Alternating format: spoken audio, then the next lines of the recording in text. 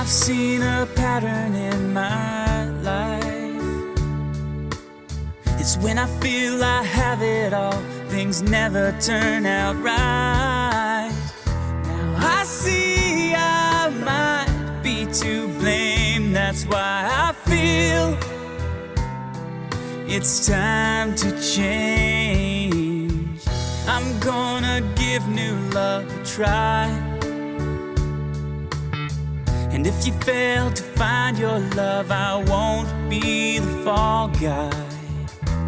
I'll guard myself from heartache, that's why I fear my heart won't take. How far will I fall? How far will I fall? If I should fall, how can I trust again? Oh, how far will I fall? I will find love again. Oh, how far will I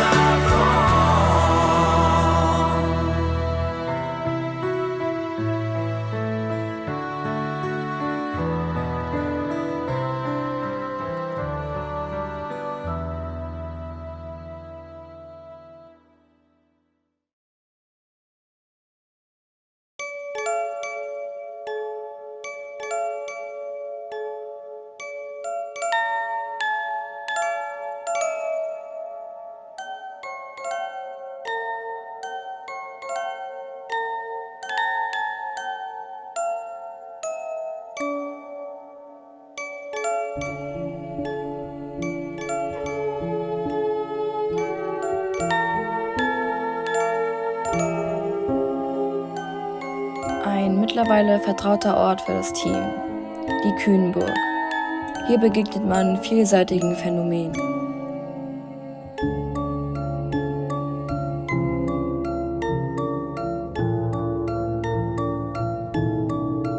Manchmal hört man Kinder lachen und spielen und im nächsten Moment geht es um Mord und Totschlag.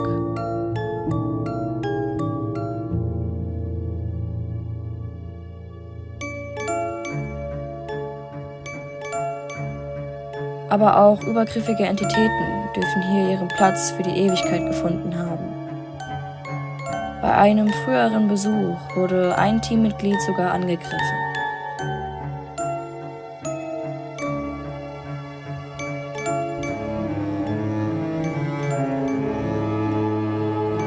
Ebenso machte sich der Wächter immer wieder bemerkbar, um den Kontakt zu den Seelen zu unterbinden.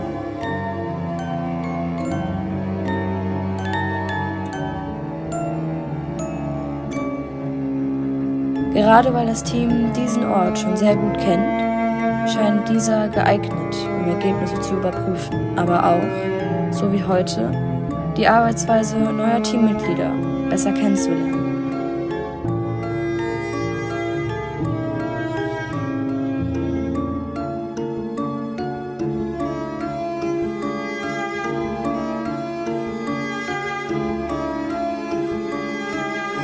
Alex hatte Bedenken, diesen Ort nochmals zu betreten.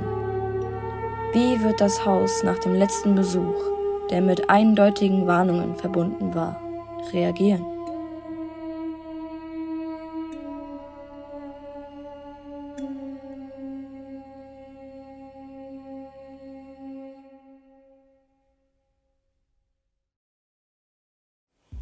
Ja, die Kühnburg. Wir sind ja da schon öfter mal gewesen. Wir denken, dass wir bei der Kühnburg die Gefahren mittlerweile auch ganz gut einschätzen können. Aber nachdem, wie es dem Alex das letzte Mal gegangen ist, waren wir schon sehr vorsichtig. Wir haben aber unser Team auch vergrößert und erweitert, damit wir erstens mehr Versuche auch machen können und zum anderen, um auch weitere Sichtweise, weitere Empfindungen einbringen zu können. Hallo, mein Name ist Sonja und ich möchte mich bei euch vorstellen. Ich bin jüngstes Teammitglied von PSI und darf PSI auch jetzt bei den Ermittlungen immer begleiten, was mich sehr freut. weil auch ich in meiner Laufbahn immer wieder mit unerklärlichen Dingen zu tun gehabt habe. Das Team war auf mich neugierig und ich war auch auf das Team neugierig. Das ist ganz, ganz normal. Das heißt, da war es sehr gespannt auf den ersten Ermittlungstag. Wir wählten für die erste Ermittlung deswegen auch die Kühnburg aus, weil die Kühnburg doch die meisten Ergebnisse bis jetzt präsentiert hat. Der erste Rundgang für mich war mit dem Katzometer, um einmal ein bisschen die Gegend zu erforschen.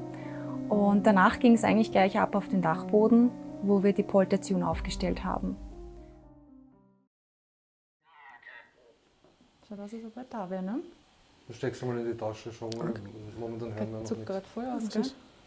Du musst mit dem Daumen vor dem Knopf da weg. Genau, so meint man, dass man drauf drückt.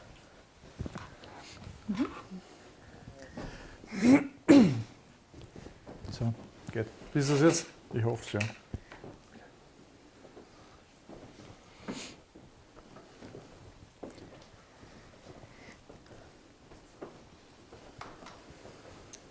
Wie lange waren wir jetzt schon immer mehr da? Ausschlag. Heftig. Das ist fast ein, Es war, wie ist eiskalt, aber es waren jetzt 2-3 Monate. das ist gar nicht so lange her, gell? Ja, 2-3 Monate dann schon. Da war Schnee, Stimmt, ja. eisig. Also bei Was dir hast du da? sagt es was und bei mir zuckt es aus. Aber es ist interessant, weil bei mir Gerade wie nichts. das. Und dann nicht wie uns da. Immer wenn deine etwas gesagt hat. Aber wenn ich in der Nähe bin, oder was? Da. Nein, Aber du ich, warst das doch vorher ist, ich weg. bin im Flugmodus.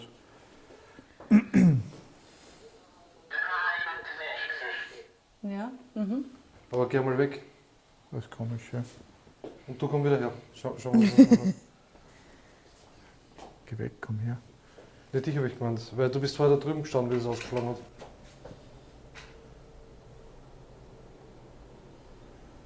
Ich meine, Bluetooth, die Uhr. Da schau, Ja. ist weg.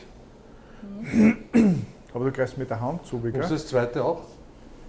Du hast mit der linken Hand dann so zugegreift, Sonja. Nein.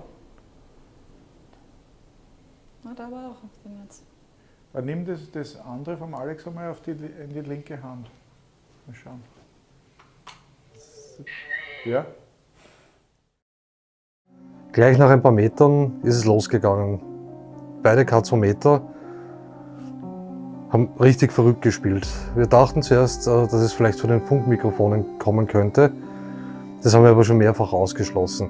Wir haben es zum Beispiel auch am Friedhof der Namenlosen getestet. Man müsste direkt an den Sender mit dem Katzometer gehen, um einen Ausschlag zu erzielen. Das war aber nicht der Fall.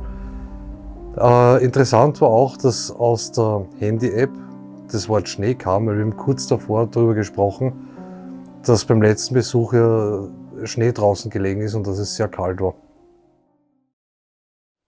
Beim letzten Mal war es für mich nicht so angenehm. Im Keller, aber da wollen wir mal drüber hinweg schauen. Alex, magst du vorgehen? Ja. Na komm, sag du. Am Boden muss man ein bisschen schauen. Mein Name ist Alex, hinter mir geht die Sonja, Und dahinter geht der Jürgen und die Corinna. Kennt ihr uns noch? Wir haben wieder so ziemlich dieselben Geräte mit wie üblich, die kennt ihr ja schon. Ich glaube, letztens hatten wir die Spieluhr schon einmal mit. Die haben wir heute wieder mit. Die werden wir euch auch da lassen.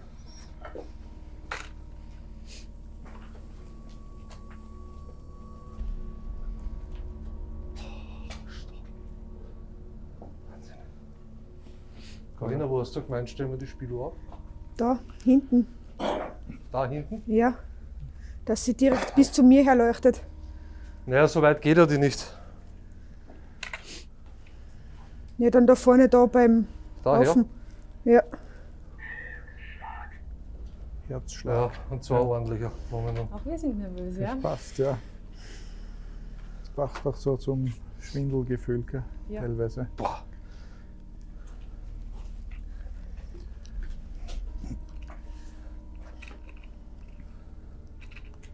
Ich gehe da herinnen eigentlich immer mit mit einem guten Gefühl rein. Ja?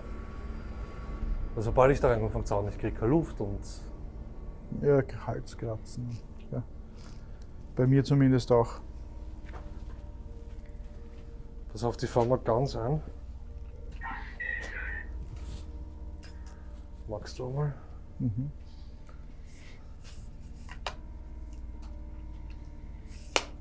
Du hast gesagt, im Bodennähe, gell, Corinna? Ja.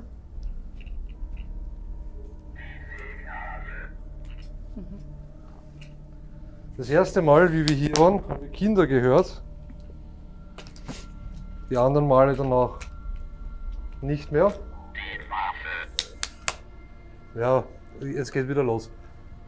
Beim letzten Mal und vorletzten Mal, was war da? Erschossen, in den Rücken geschossen, die Waffe kommt jetzt wieder. Wir sind wegen den Kindern hier. Hat sich entschuldigt. Die Stimme ist komisch vor dem Ding. Ja, ist so rau wieder. Ja. Ich war mir jetzt aber gar nicht sicher, ich habe zuerst Wache verstanden, nicht unbedingt Waffe. Also es könnte auch, aber es gibt es noch nicht aus.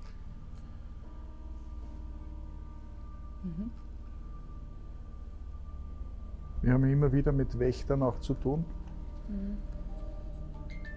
Es ist jedes Mal so, als würden wir den Riegel vorschieben. Ja. Sobald wir ins Gespräch kommen. Ja. Das ist klar. Du, warum geht's denn jetzt ab? Ja, das ist eine Spielschachtel. Ja, Schachtel, gell? Hat Jetzt sie einmal ein gesagt, Stück ja. auf die Seite, bitte. Sonne, du musst mehr nach hinten. Wo hinten? Ich glaube, Dein Rücken zu deinem Ja, Rücken. es passt schon, es passt schon. beliebt. Ich glaube, Sicher? die Distanz, das geht schon, ja. Da. So? Ich schaue jetzt noch einmal, weil die Sonne ist da gestanden.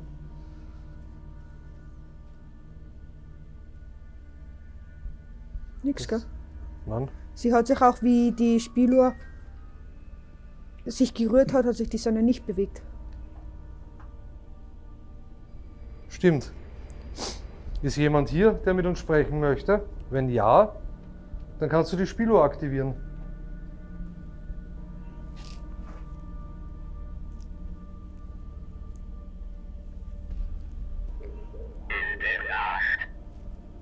In der Nacht.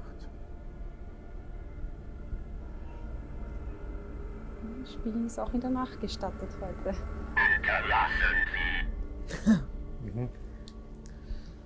Gut, dann zum alten Thema zurück. Ich bin damals im Keller, glaube ich, zumindest ziemlich böse angegriffen worden. Hängt die Aussage unterlassen Sie damit zusammen? Willst du mich warnen?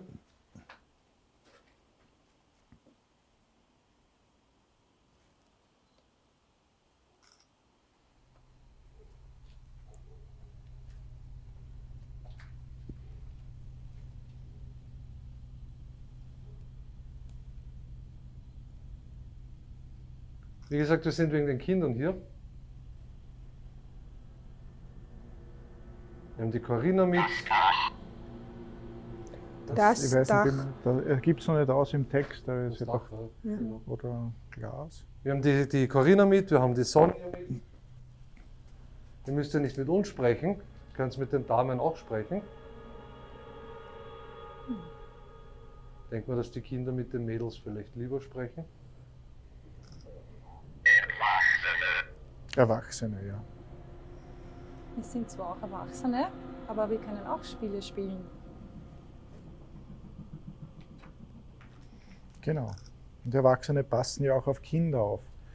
Das heißt, ihr könnt euch frei bewegen.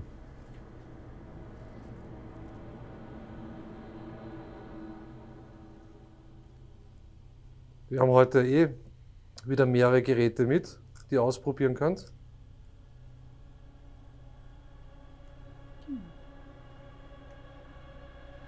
Am besten ist, wenn wir eine Frage stellen und ihr könntet, wenn die Antwort ja ist, ein Gerät davon auslösen. Entweder die Geräte in Sonjas Hand oder die Spieluhr am Boden. Das Schon Dach. wieder. Jetzt gibt es aus, ja. Soll ich das Dach fotografieren? Schau mal, ja. Habt ihr am Dach gespielt? Seid ihr die Balken geklettert?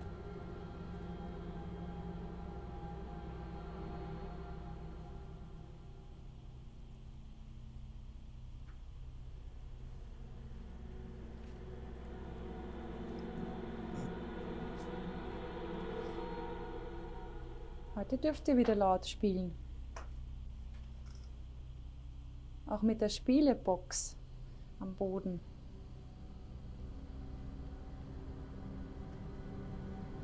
Die kann euch nichts tun. Ist nur zum Spielen da. Und wenn ihr euch davor hinstellt, spielt sie eine schöne Musik. Oder sie berührt.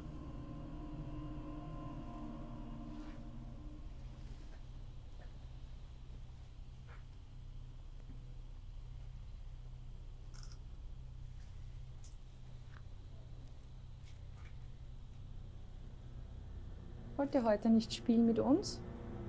Wir sind extra so weit gekommen, um mit euch zu spielen. Ihr könnt es euch ruhig trauen. Da ist wer vorne draußen. Macht nichts. Die Geräte können euch nichts anhaben.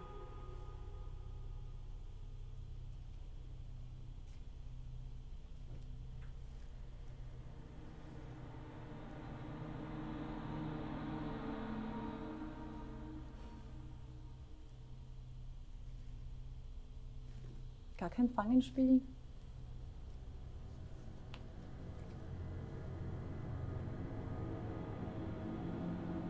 Und ist die Luft weggeblieben, wie man. Hast du das gehört? Ja, zuerst. Ich gehe schnell nachschauen unten. Ja. Da hat die ganze Zeit da was geknarzt. War das unten bei dir oder was? Ja, da bei der Stiege unten. Ist wer da?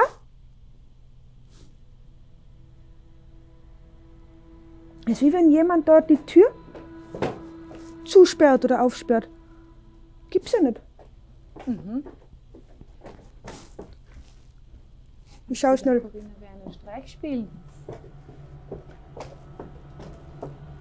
Hallo? Brennstoff.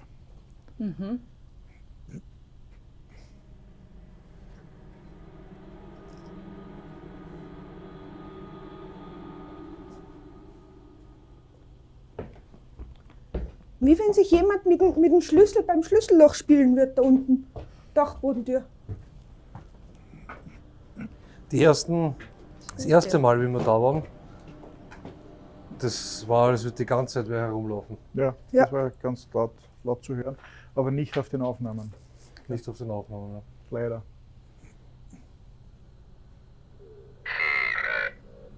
Fähre. Wir haben ja mehrere Geräte heute mit. Ich würde sagen, wir gehen eine Runde. Ihr könnt, wenn ihr wollt, mit der Spieluhr spielen. Könnt uns aber im Haus auch begleiten. Und euch gerne bemerkbar machen. Auch durch Klopfen, durch andere Geräusche. Verletzt bin. Was meinst du dazu? Verletzt. Verletzt bin, ja. Ja. Schwierig. Mit Rufzeichen am Ende sogar. Mit der Fähre verletzt. Bei Fähre denke ich so, es gibt ja in der ägyptischen Mythologie den Fährmann, der die toten Seelen jetzt weiß ich nicht, wie viel im ägyptischen Totenreich bringt. Das ist griechisch. Ja, es gibt ja, aber Ägypten auch, da gibt es doch ganz sicher, da gibt es das mit der Münze. Nein, das ist griechisch.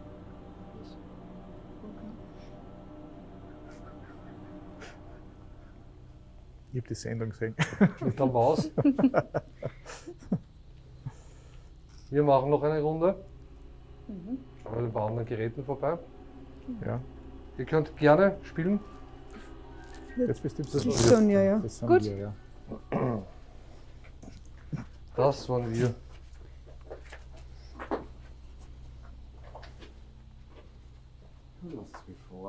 Natürlich.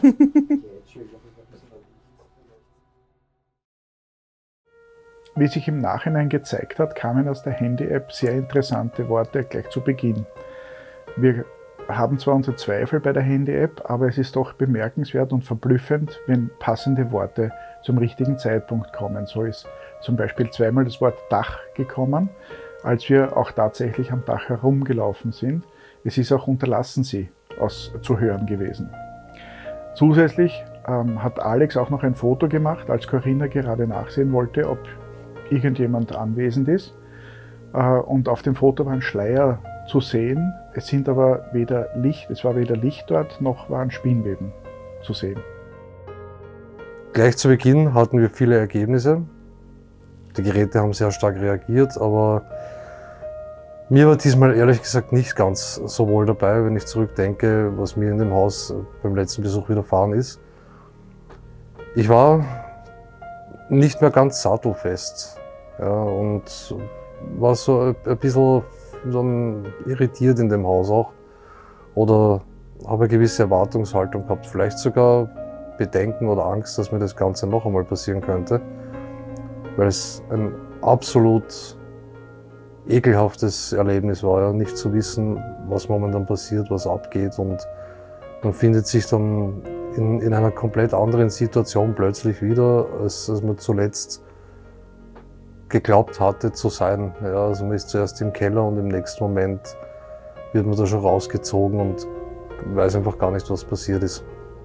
Wir haben dann unsere Poltertüren am Dachboden aufgestellt, unsere sozusagen Falle mit der Kamera, und wollten dann den Dachboden verlassen, aber sehr weit sind wir zunächst gar nicht gekommen.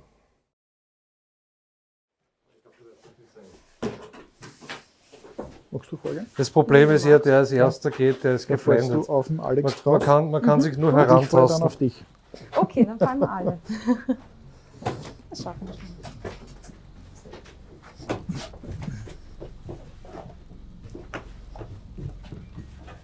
Oh, Das ist die Spieluhr hat gerade gespielt. Ja, obwohl wir schon so weit weg sind. Ja. Sollen wir wieder raufgehen?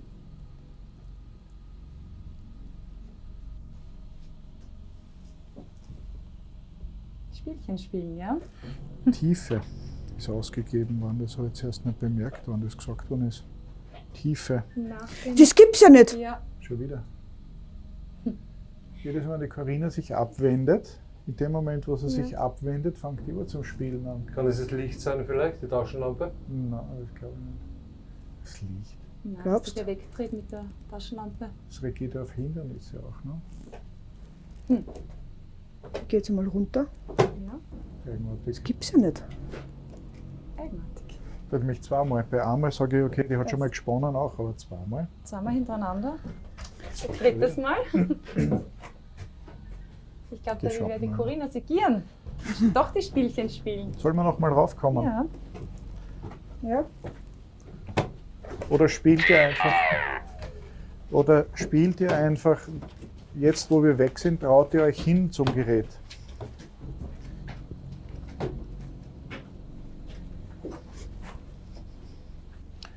Ihr könnt gern mit dem Gerät spielen. Es passiert euch nichts, so wie ihr das jetzt gemacht habt. Genau, dafür ist sie auch da.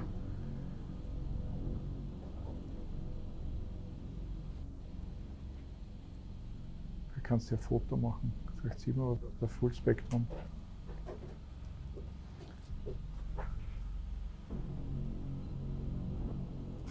Ist jetzt kälter geworden. Es fühlt sich kälter an. Tot. Aha. Wir sind außerhalb vom Bereich. Ja. Das heißt, da ist doch jemand da, der mit uns spielen möchte.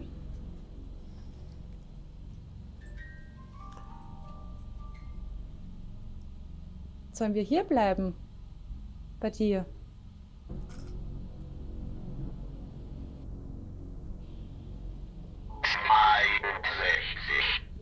Ja, 62.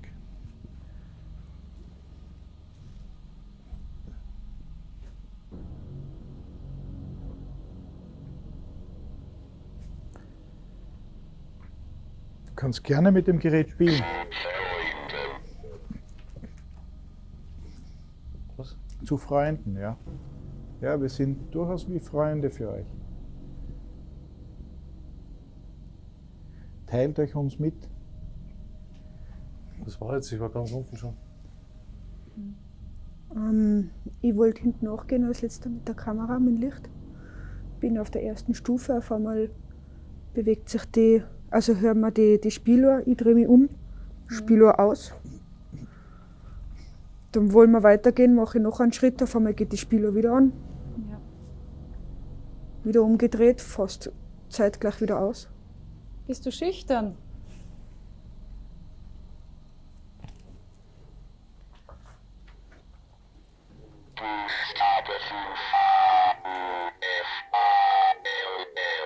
Zufall. Ah, okay. Zufall. Gefällt dir das Gerät? Blind. Kein Blitz mehr. Ja, blind. Gut.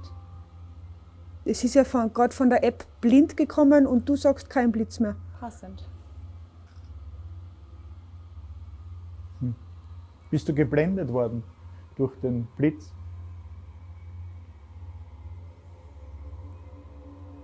Das darf dich nicht schrecken. Das ist ein Ausgestoßenen. Das ist ein Fotoapparat, mit dem kann man Bilder machen. Da könnt ihr euch auch davor herum bewegen und spielen.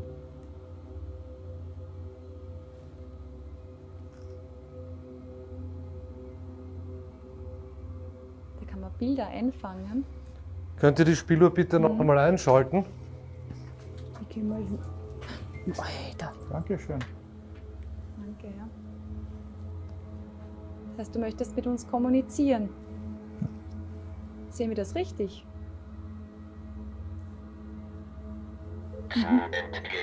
Willi. Zu entgehen. Achtung, ich gehe mal durch. Hoppala. Das erinnert mich wiederum jetzt an diesen Wächter, den man immer wieder mal bemerkt, der mit der Zeit auftaucht. Versuchst du jemandem zu entgehen? Versuchst du die... Schläfrig. Ah, okay.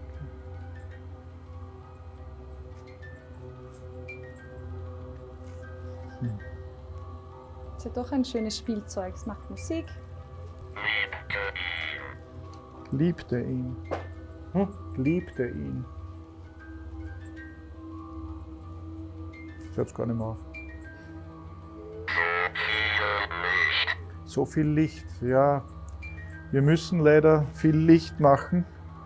Wir können uns im Dunkeln nicht so gut bewegen und orientieren. Gefällt dir das Gerät? Anscheinend. Sonja, magst du mal ein bisschen Bitte? zum Alex gehen? Entschuldige, ja? Ja.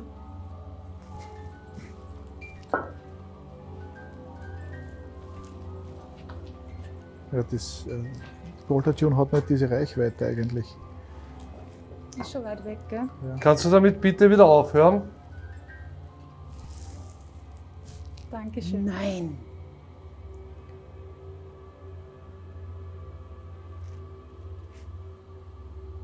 Das ist ja nicht Das ist interessant. Wahnsinn. Also, sowas haben wir noch nicht gehabt in der Ja. Deutlichkeit. Aber es hat jetzt auf die Kommandos vom Alex gehört, ja? Also mit dem Starten, mit dem Aufhören. Alex, stell vielleicht du mal eine Frage. Stell vielleicht du mal eine Frage. Ich bin gerade ein bisschen irritiert. Ja. Ja, das ist jetzt was Neues. Hm? Das ist jetzt was Neues.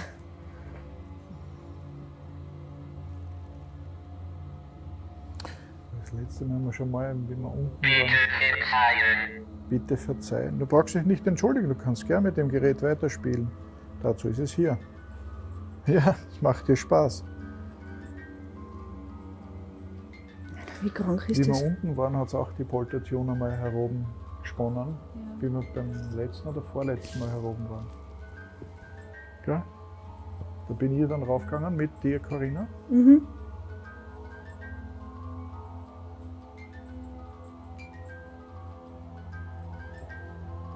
Kannst du bitte wieder weggehen vom Gerät? Nur 1, 2 Schritte bitte. Das ist Frieden. unfassbar gerade. Also das ist wirklich gerade. Wollen wir die Kinect dazu? Ja, Ja.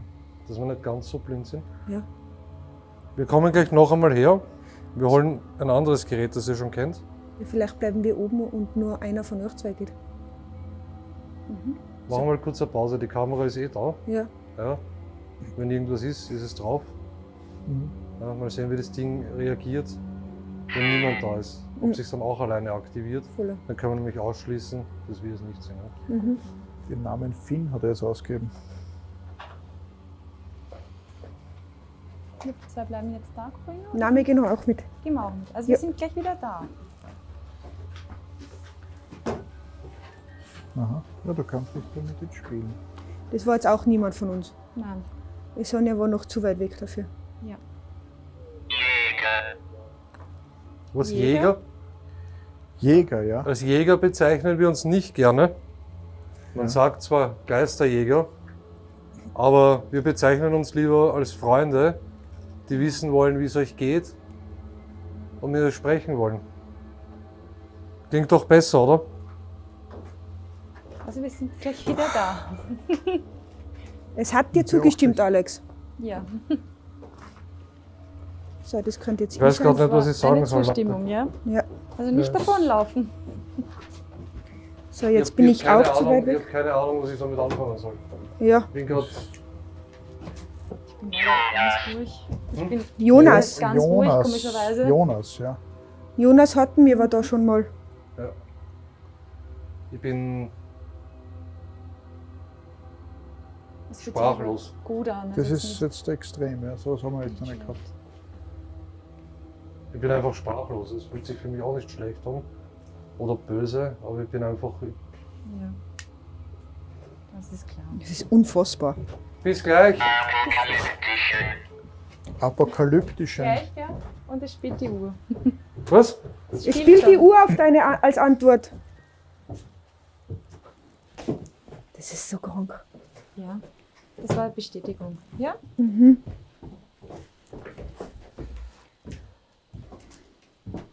danach werden wir mit den Lämpchen spielen. Alter, Alex, das ist so krank. Überhaupt noch nicht gehabt. Nein, überhaupt nicht. Überhaupt nirgends nie. Nie. Nicht einmal im Krankenhaus.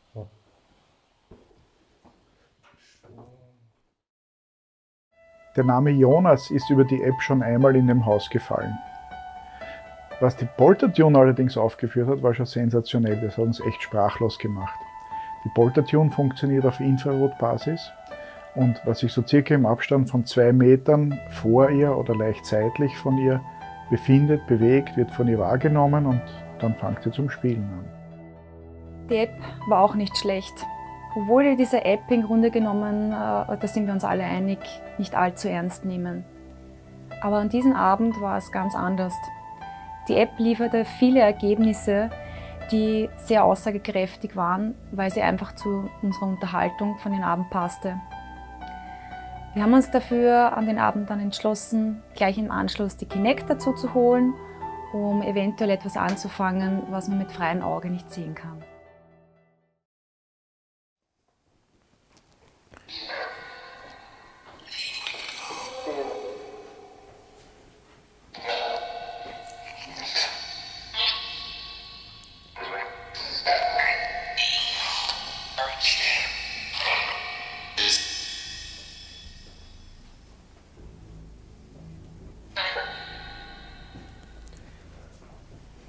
Waren das vorher Kinder, die die Spieluhr ausgelöst haben?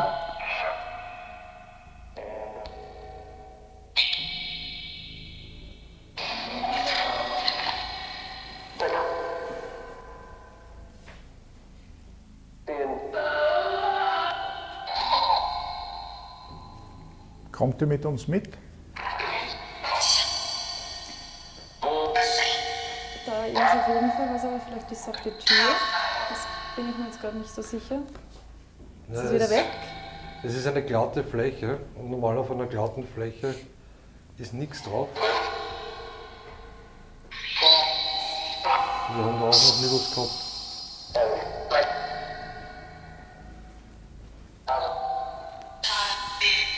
Ist jemand hier bei uns?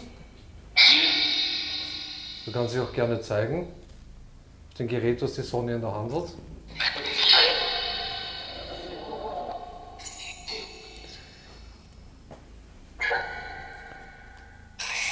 oder dich über dieses Gerät bei mir verständlich machen.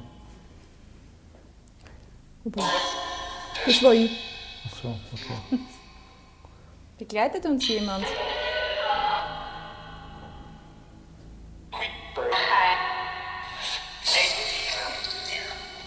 Folgst du uns von Dachboden hinunter? Du kannst dich da auch auf den Stuhl setzen und dich zeigen, wenn du magst. Gehen wir in das Zimmer rein, ich glaube, da kann sich was.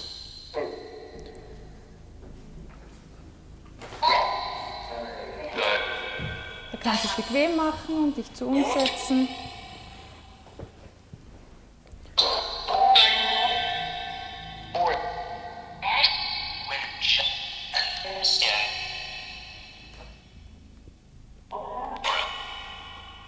Was drauf? Es war vorher was drauf auf der Seite, ja, am Kasten, aber wo der Jürgen jetzt Die steht. Spieluhr Ja, warte, ich stelle mir dann weg. Spieluhr? war gerade.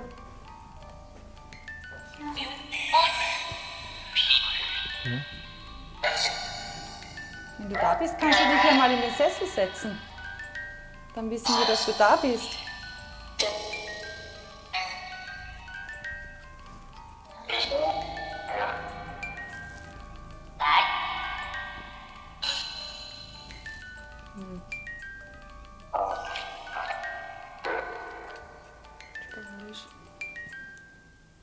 Na?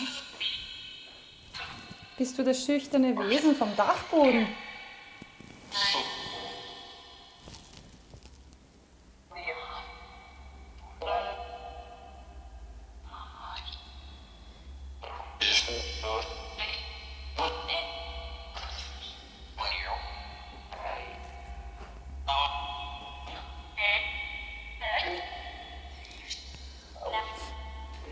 Wer war denn da am Dachboden oben?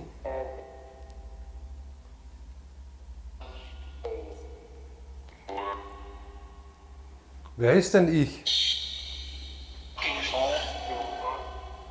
Wie bitte?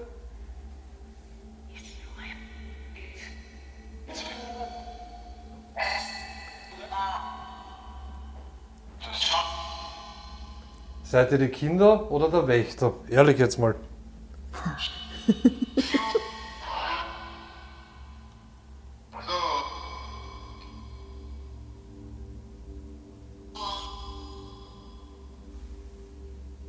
Oder dürft ihr es uns nicht sagen?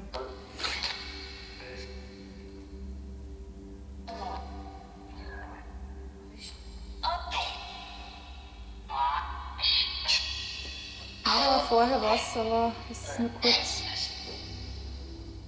Schauen wir weiter. Schauen wir mal in den nächsten Raum vielleicht, genau. Vielleicht haben wir uns ja verjagt. Entschuldige.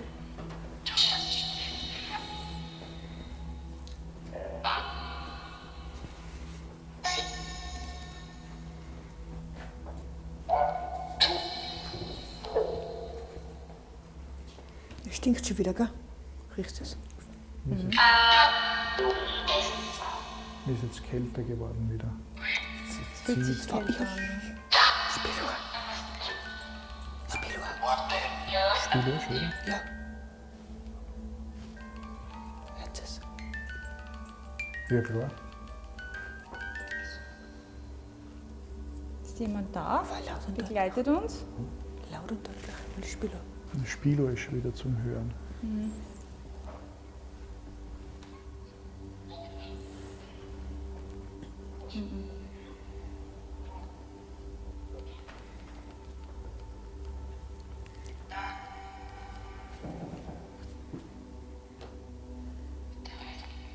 Nix. Ganz ruhig. Unsere Fragen kennt ihr ja. Die Fragen sind, gibt es eine Existenz nach dem körperlichen Tod? Das letzte Mal, wie wir hier waren, war es für mich nicht so schön. Ich glaube, ihr wisst es auch noch. Kann mir jemand sagen, was mit mir passiert ist das letzte Mal?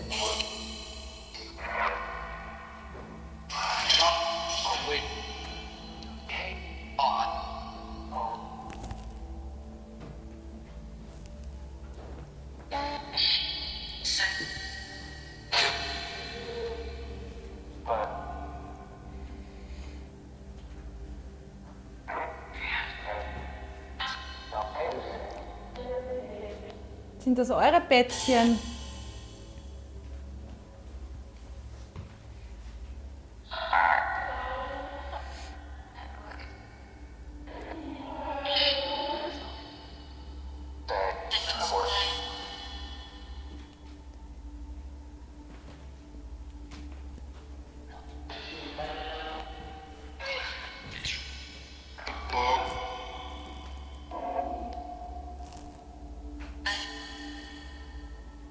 Habt ihr Kinder hier geschlafen in diesem Raum? Sind das eure Betten? Bist du angekommen? Sonja? Bitte? Bist du angekommen oder hat das was selber? Nein, Hat selber da habe ich drauf? gleich hingeschwenkt, aber Okay, drum hast du so geschaut jetzt. ja. Was war? Gekracht ich- hat, als würde sich wer draufsetzen. Falls sich wer versteckt, du brauchst keine Angst haben. Wir tun niemandem was.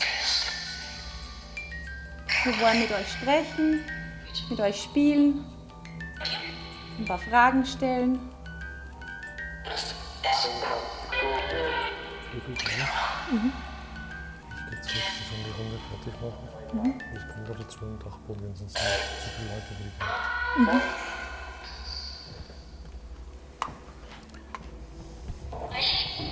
Hier sind immer wieder Kinder, wenn wir herkommen, sind immer wieder Kinder zu hören.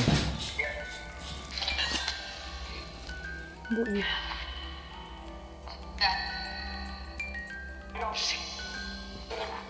Und je länger wir reden, umso schwieriger wird es dann meistens. Stimmt, ja. Ihr könnt euch noch gut zeigen. Wenn ihr uns etwas mitteilen wollt, wir übermitteln das gerne für euch, wenn wir das erkennen. Vielleicht könnt ihr wieder trampeln, so wie beim ersten Mal, oder lachen. Genau.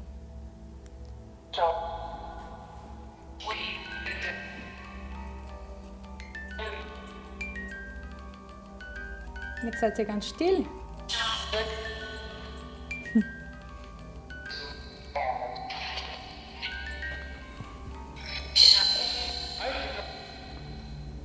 Mit diesem Warte, Spielzeug in meiner Hand, da könnt ihr euch zeigen. Gott, ich habe gerade Heil Hitler verstanden. Das Siehst du das? Ja. Aber voll erwischt. Ich sagte, Heil Hitler.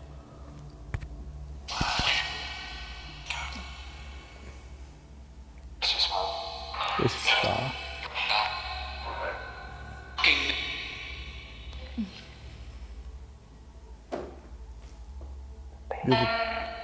Bitte nicht zu schwer, weil auf Dauer kann die ordentlich reingehen, gell? Geht schon langsam, ja? Geht schon rein, ja?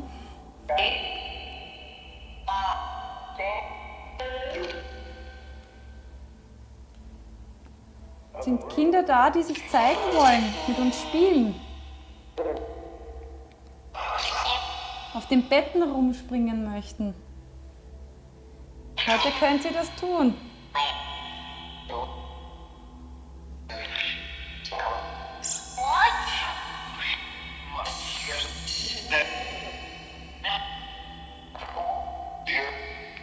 Ja, die ganze Zeit Spieluhr am Dachboden. Ja, ich glaube, die warten noch Immer auf wieder. uns. Ja, ich glaube auch, dass die auf uns warten. Die haben gesagt, wir kommen gleich wieder, ja? Die Kinect verhielt sich im Gegensatz relativ ruhig, wobei die Poltertune ununterbrochen hörbar war. Die Poltertune am Dachboden hörte einfach nicht auf zum Spielen, das war absolut faszinierend. Wobei wir, das muss man ja nebenbei bemerken, den Kindern am Dachboden ja auch gesagt haben, dass wir bald wiederkommen. Das haben wir dann auch gemacht. Auf dem Weg dann rauf zum Dachboden kamen aber dann seltsame Meldungen aus der Nekrophonik, wie Grüße aus dem Zweiten Weltkrieg und auch andere äußerst passende Rückmeldungen zu diesem Ort. Man kennt das, wenn Kinder auf sich aufmerksam machen wollen.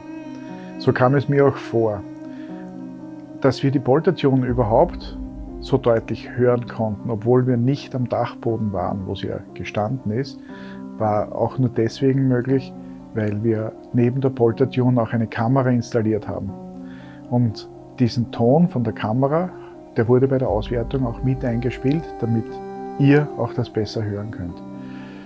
Außerdem konnte man durch die Überwachung mit der Kamera ausschließen, dass Tiere die Poltration ausgelöst haben könnten.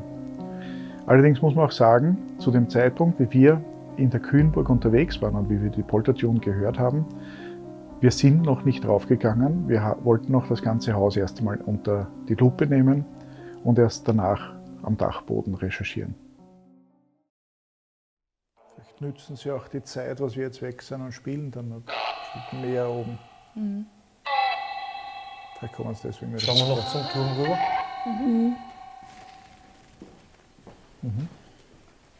Hat die schon noch?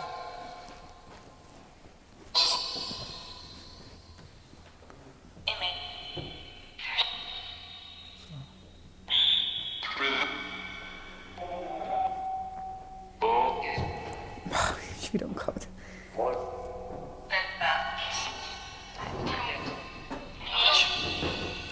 Achtung, da ist jetzt ein Parcours.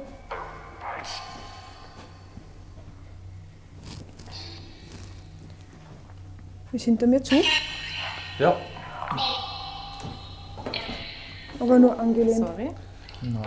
Ich bleib draußen, dass nicht so viele Leute drin sind, weil sonst kann sie sich nicht ordentlich bewegen mit der Kinect.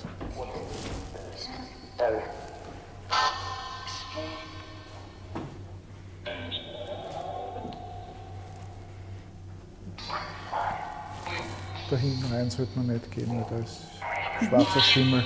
Okay. Ist nicht gesund.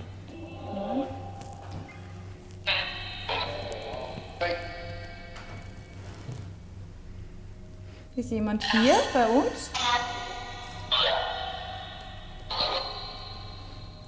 Ich habe ja verstanden, wer Ja. denn? Dann zeig dich.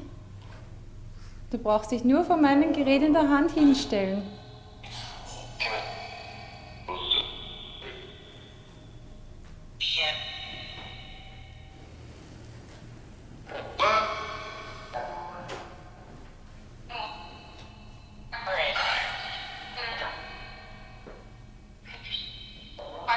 Oder bist du der stille Beobachter?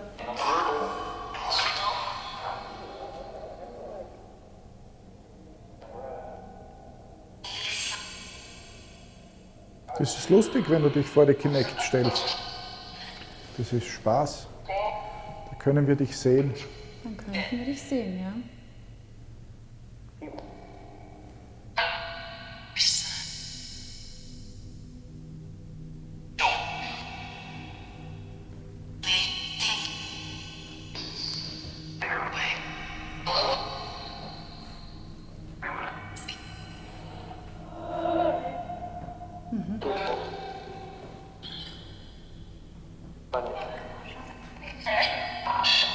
Geht's?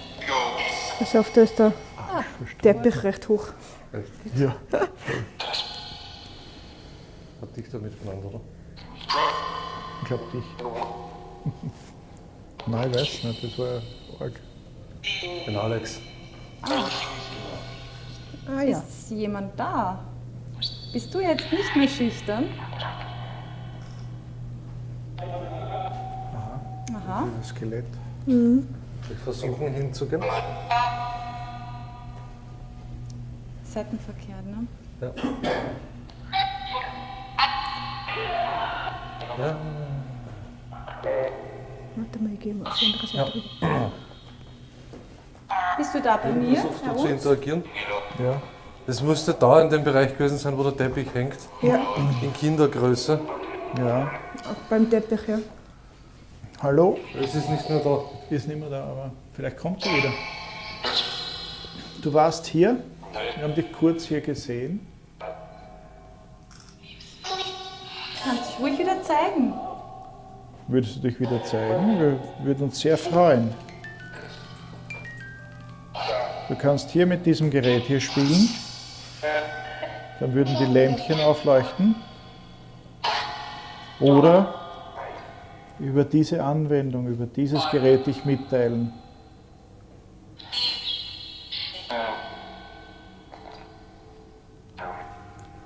Brauchst keine Angst haben. Ja, ich hätte da schon was eingefangen.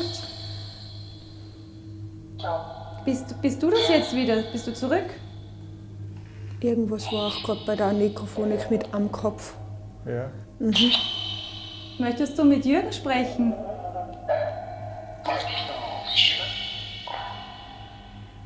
Jetzt kannst du dich mit ihm unterhalten. Er ist gleich direkt neben dir. Genau, teile dich uns mit. Spiel mit diesem Gerät hier. Lass es aufleuchten. Möchtest du mit uns kommunizieren? Dann lass doch mal das Lämpchen aufleuchten in Jürgens Hand. Aber hallo, wir sehen dich auf jeden Fall. Und es tut nicht weh. Nein. Vor allem, man sieht auch recht gut bei der Kinect, dass der Kopf nicht immer Teppich drinnen ist, Nicht sondern am dahinter Teppich, bei der ja. Wand. Und das wird die Kinect niemals normalerweise darstellen. Bist du uns vom Dachboden gefolgt? Oder bist du ein Freund von dem Kind am Dachboden?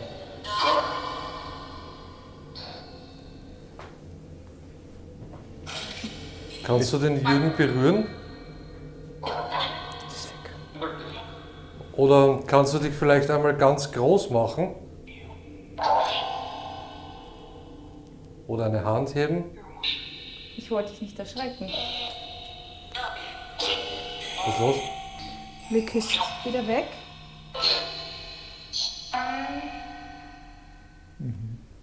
Ja. Ich bin mir jetzt nicht so ganz sicher. Das war gerade interessant. Schwer zu erklären. Ja. Aber es ist nicht mehr da. Oder es spielt auf dir drauf. Wie? In das den sind Jürgen rein und wieder raus? Ja, es hat danach ausgeschaut, ja. Ja, das kann passieren. Jürgen? Irgendwas mitbekommen? Also mir ist zuerst schon immer wieder mal kälter geworden. So ein bisschen Kopfweh. Schau die Beine Ganz leicht, aber nur. Also, Ja. Ich meine, ich muss sagen, sehr interessant ist bei den letzten Ermittlungen, die Auswertungen. Ich habe, glaube ich, wenn ich für jedes Mal eindeutig den Namen Jürgen einen Euro hätte, ja, dann bräuchte ich sonst nichts mehr machen. Und es wird immer häufiger bei jeder Untersuchung, dass der Jürgen explizit erwähnt wird, hingegen ich in allen, glaube ich, 40 Untersuchungen, die wir gemacht haben, vielleicht einmal mein Name. Aber du Ja, es wirst ist- immer häufiger und häufiger erwähnt. Es ist definitiv auf jeden Fall mit dir vernetzt gerade gewesen. ja. Jetzt gehe ich Ja. einmal durch. Jetzt ist sie uns wieder weg.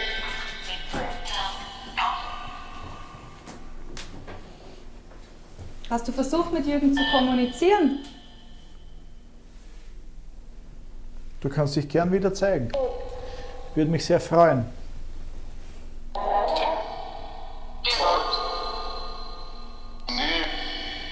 Nee. Das haben wir auch nicht so gehört. Ich glaube, vorher war tot. Ja?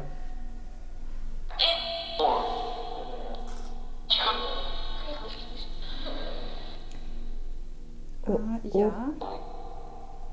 Das war gerade daneben. Daneben. Das Und ist, an der Wand. Im Spiegel. Das hat mich verloren. Ja. Du kannst dich auch gern nochmal zu uns setzen. Dann wissen wir, dass du wirklich da bist.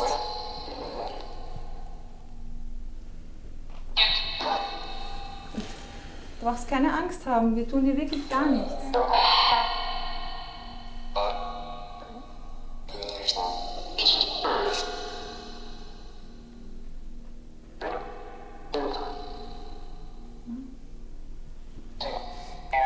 Bist du wieder schüchtern? Geh du mal auf die Seite, Jürgen, vielleicht.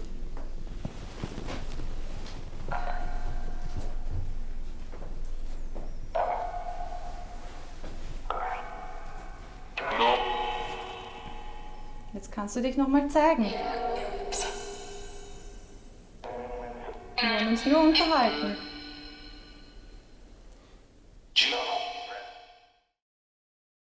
nach wie vor hat man die Spieluhr spielen gehört. Immer wieder, es war, als ob man eine Dauerschleife hören würde. Das war schon sehr komisch, aber auch aufregend. Man muss dazu sagen, dass die Poltertune bei manchen Ermittlungen auch manchmal gar keine Reaktion zeigt. Das heißt, wir testen im Grunde genommen sowieso im Vorfeld ab, ob sich irgendetwas in der Nähe befinden könnte, was vielleicht 2 Meter entfernt doch in der Nähe sein könnte, um es ausschließen zu können. Auch in diesem Fall haben wir es ganz genau beobachtet, gerade nach so vielen Rückmeldungen von der Spieluhr, dass wir das einfach ausschließen können. Und dem war auch so. Es hat nichts in der Nähe irgendwie Verbindung haben können mit der Poltertune, was das Ganze an den Abend noch viel interessanter machte. Die Kinect hat so wie eigentlich immer nur sehr wenig geliefert. Das Skelett, das kurzfristig in einem kleinen Zimmer aufgetaucht ist, ist leider nicht lange genug geblieben, als dass wir damit Versuche hätten starten können. Bemerkenswert war auf jeden Fall auch das Bild, das mit der Vollspektrumkamera gemacht wurde. Es war auf dem Foto, es ist zweimal auch eingeblendet worden. Es war auf dem Foto, waren 2 Figuren zu sehen, 2 kindsgroße Figuren, eine Schattengestalt auf der linken Seite neben dem Teppich, die ausgesehen hat eben wie ein kleines Kind mit einer Kappe, und hinter mir eine Kindergestalt in Kindergröße, allerdings eine Lichtgestalt. Mir ist in dieser Szene immer wieder warm und kalt gewesen.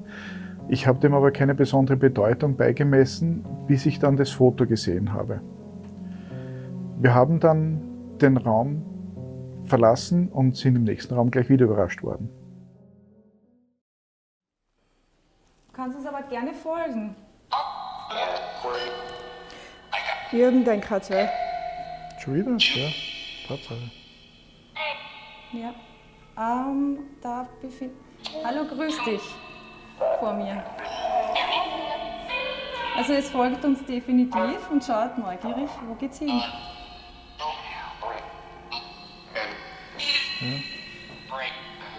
Sehr cool. Magst du Ja. versuchen, Jürgen? Du brauchst keine Angst haben.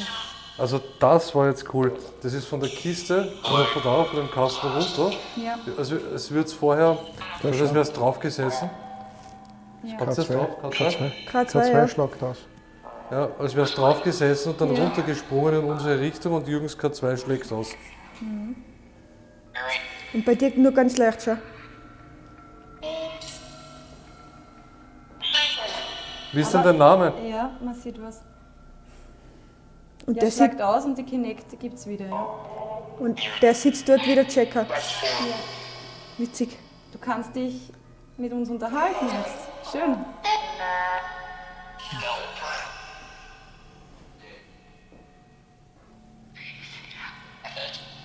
Wie ist denn dein Name?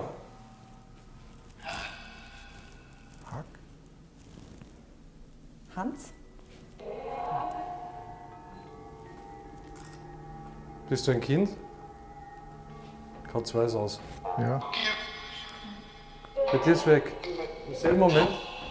Wo du die Frage gestellt hast, gell? Ich meine, sind die Lampen jetzt ausgegangen vom K2 im selben Moment, wo der auf der Kinect verschwunden ist? Ja, es ist ziemlich gleich gewesen, ja. Okay. Aber es ist wieder da.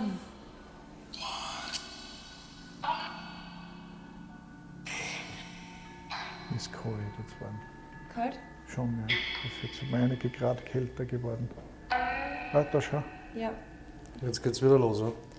Also es greift auch meiner Meinung nach richtig danach. Macht dir das Spaß? Kannst gerne mitspielen. Vielleicht kannst du auch die Energie rausziehen.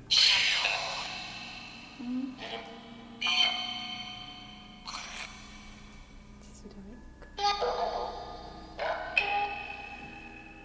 Ist wieder da. Kannst du etwas bewegen?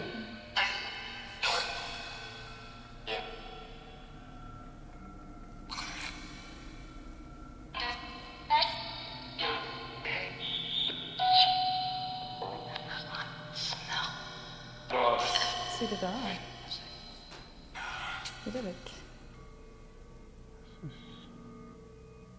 Möchtest du uns Fragen beantworten?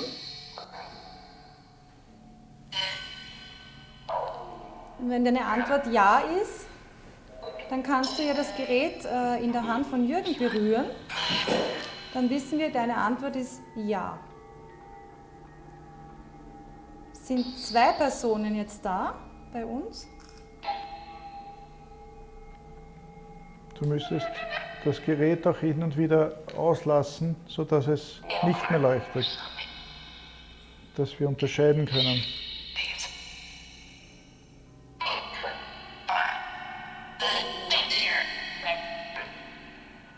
Vorher waren es nicht 2.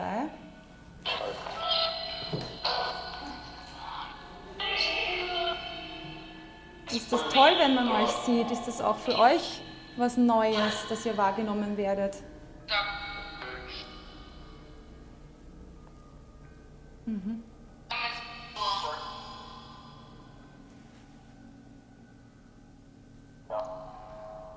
So ganz eindeutig nicht.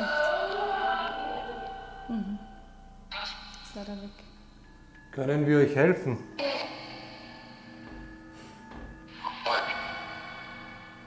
Jetzt hört es wieder auf. Soll ich noch eine Frage stellen?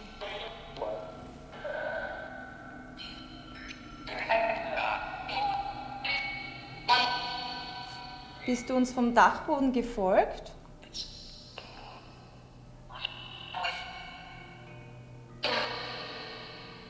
Bist du hier unten geblieben? Bist du von diesem Stock? Bist du ein anderes Kind?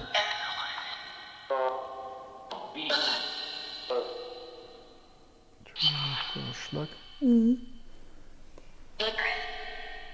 Ist immer wieder. Und immer wenn ich sage, es ist weg. Ja, Ist wieder kommt da. so wieder. Ja, und jetzt sind es 2. 2. Ja, es sind 2, ja. Seid ihr 2 2. Kinder? Es ist immer schwierig zu sagen, wir haben auch mehrere, wir können uns gar nicht sagen, es könnten auch 4 sein oder so. Das schaut eher so aus, als ob sie sich nicht sicher sind, ja? Ihr braucht keine Angst zu haben.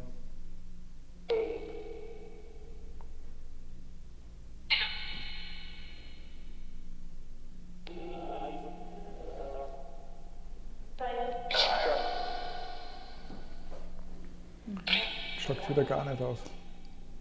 Es kommt immer wieder dazwischen kurz durch. Aber jetzt, wie sie nach deinem Katzameter greifen, Ja? ja.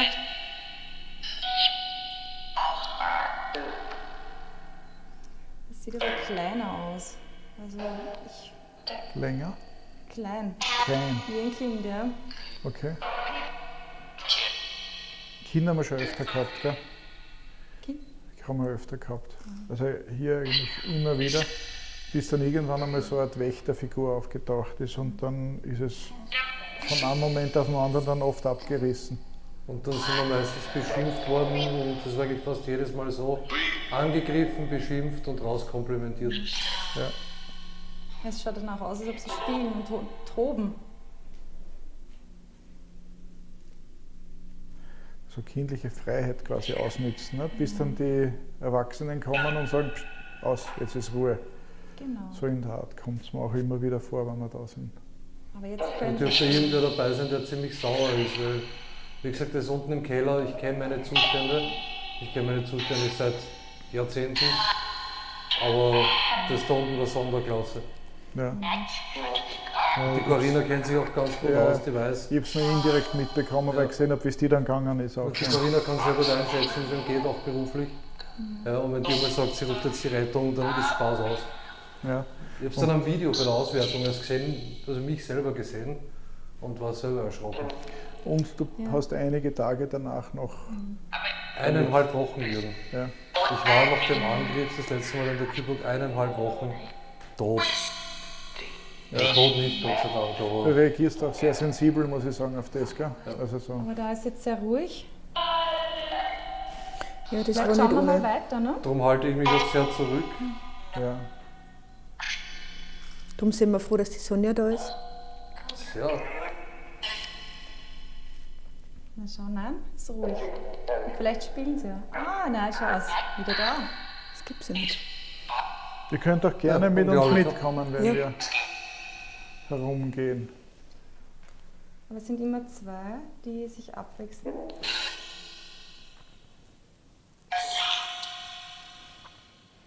Aber jetzt, das K2 schlägt jetzt nicht mehr aus. Ich glaube, es So sind länger ist es insgesamt nicht schon mehr, gell? 3-mal in der Nekrophonik Rügen verstanden haben, in verschiedenen Tonfällen. Da, jetzt wieder. Ja. Ist wieder jemand hier? Möchtest du wieder mit dem Gerät in meiner Hand spielen? Ah, das ist da, ja. Das ist da, ja. Bist du auf dieser Bank hier? Du kannst gerne hingreifen. Also da hätte es gefallen gekommen. Oder dich mit diesem Gerät hier mitteilen. Erzähle uns, wie es dir geht.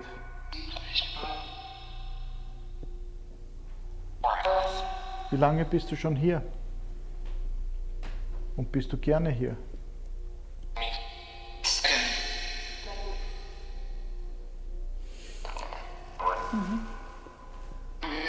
Ich glaube, die finden es gerade sehr aufregend, dass man sie sieht, dass wir sie wahrnehmen. Ja. Könnt ihr etwas runterschmeißen, bitte, von dem Kästchen? Oder bewegen? Ihr dürft. Ihr dürft halt alles.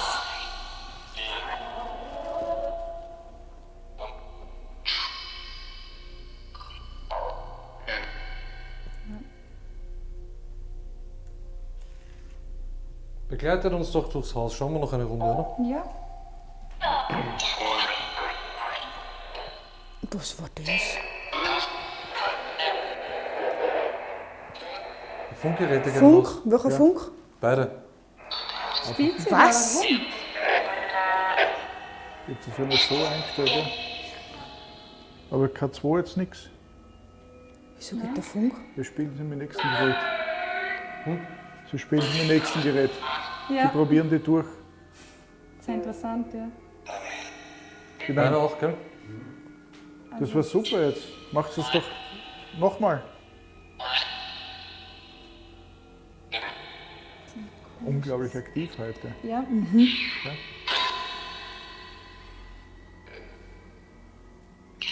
Vielleicht fassen sie schon langsam Vertrauen. Könnte auch sein, oder? Dass mehr spielen. kann sein. Man weiß es nicht. Schauen wir weiter. Könnt ihr uns wieder folgen? Soll ich so die Kinect abnehmen oder geht's noch? Wieso geht's noch? Okay.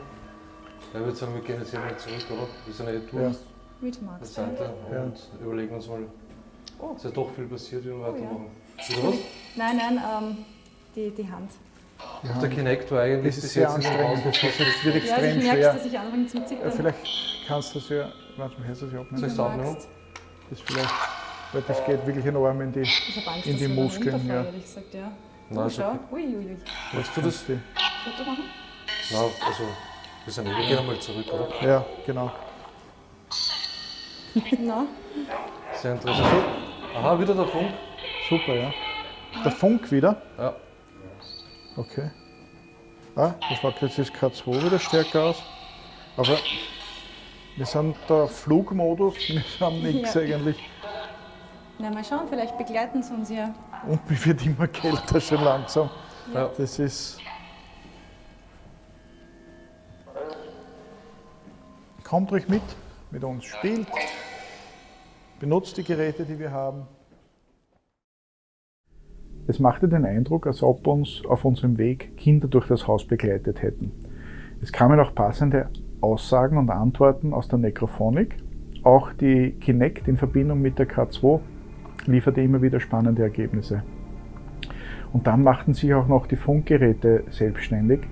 Wir sind dort allerdings sehr abgelegen beim Recherchieren und Störungen von außerhalb sind eigentlich so gut wie ausgeschlossen. Jürgen und ich beschlossen dann mit der Spiritbox noch eine Runde fortzusetzen. Wir haben bewusst uns für eine kleine Runde entschieden, also sprich nur Jürgen und ich mit einer Kameraunterstützung, damit wir einfach ein sehr ruhiges Umfeld einfach bieten können. Was sich dann auch gezeigt hat, dass es die richtige Entscheidung war. Und wenn wir nochmal schauen gehen. Ah, okay. Sie fotografiert. Also wir haben jetzt ein anderes Spielzeug mit uns mit. Da könnten wir vielleicht besser mit euch kommunizieren.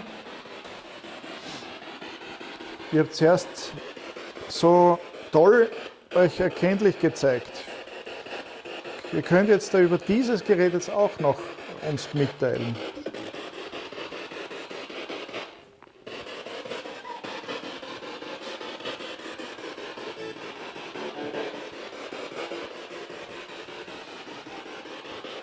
Wir würden gerne wissen, wie viele, wir gehen einmal aus, dass Kinder sind, wie viele Kinder hier sind.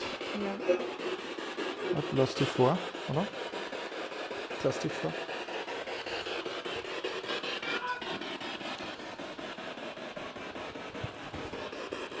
Wie viele Kinder sind jetzt wirklich da? Ihr könnt es uns ruhig sagen. Teilt euch uns mit. Wie heißt, warte, Entschuldigung, ich habe jetzt was vergessen.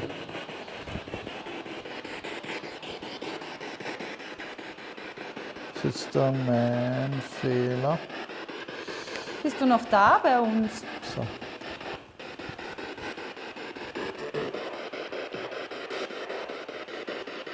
Das ist nicht bei mir.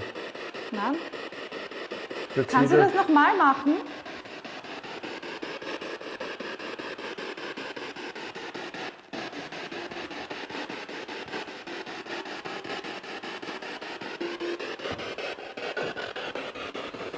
Das ist eine Kiste, ja. Das ist so. Da komme ich nicht weiter. Na, Jetzt hättet ihr die Möglichkeit, mit uns ganz viel noch Fangen zu spielen. Oder Verstecken. ihr könnt uns auch eure Namen mitteilen.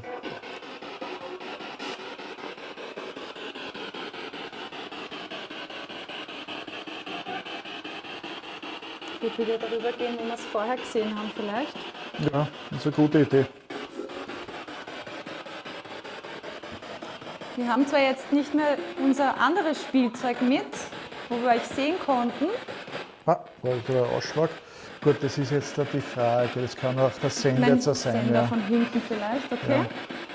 Aber es war ein sehr deutlicher Ausschlag jetzt. Ihr wart zuletzt, genau an dieser Stelle, wart ihr sehr aktiv, habt viel herumgespielt, das war sehr schön. Könnt ihr das wieder machen?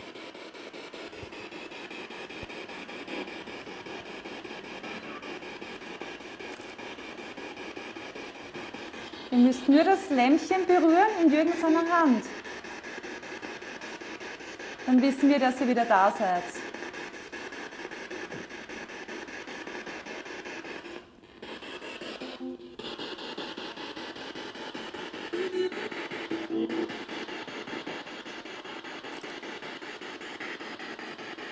Seid ihr noch bei uns?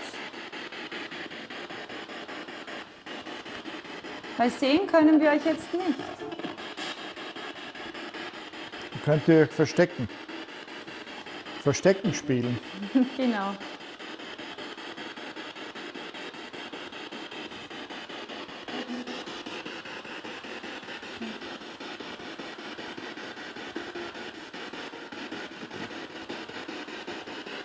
Du kannst in dieses Gerät ganz laut deinen Namen hineinsprechen.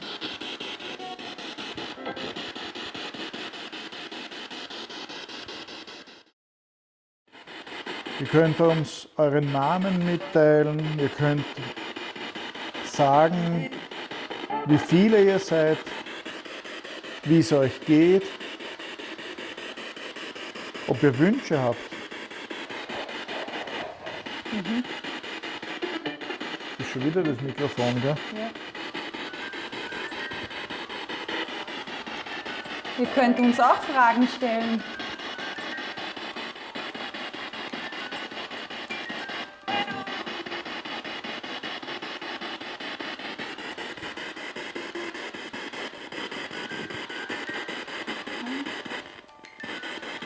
Das ist schwierig, gell? Jetzt kriegt man wenig Response, wenig Rückmeldung. Ja. Du musst du ganz deutlich sprechen, damit wir dich hören können.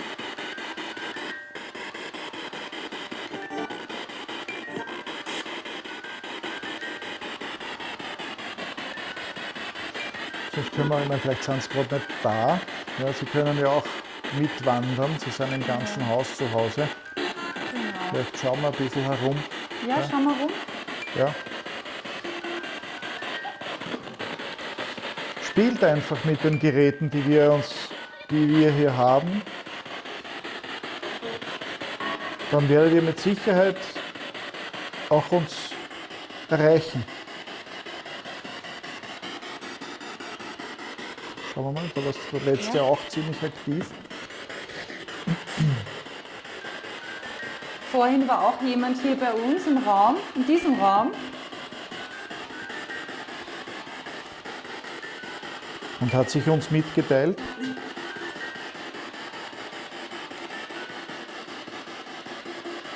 Seid mutig. Ich weiß, dieses Gerät ist relativ laut und man kann vielleicht sich ein wenig dabei erschrecken, aber ihr könnt damit auch mit uns sprechen. Oder wenn das Sprechen zu schwer ist, ganz einfach dieses Gerät berühren, dann wissen wir auch, dass du da bist.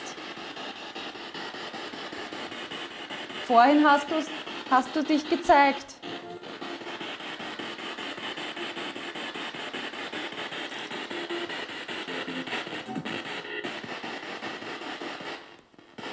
Es wäre auch schön, eine Stimme von dir zu hören. Wir haben früher bei unseren früheren Besuchen war es so, dass nach einer gewissen Zeit es relativ still geworden ist. Das ist auch möglich. Ja. Das war eigentlich immer so. Also wie wenn dann eben der heute schon mal erwähnte Wächter auftaucht und wie wenn man die Kinder zu Bett schicken würde. Ja. Ja. Und dann wieder ganz stille, ja. Ja. Ja. So wie Eltern auch die Kinder dann so, und jetzt ist Schluss, jetzt da ab. Ab ins Bett, ja. Ja. Und jeder, der dann noch stören möchte, der wird dann beschimpft. Geht's weg. So ungefähr kommt mir das vor. Das kann natürlich auch sein, Ja. ja.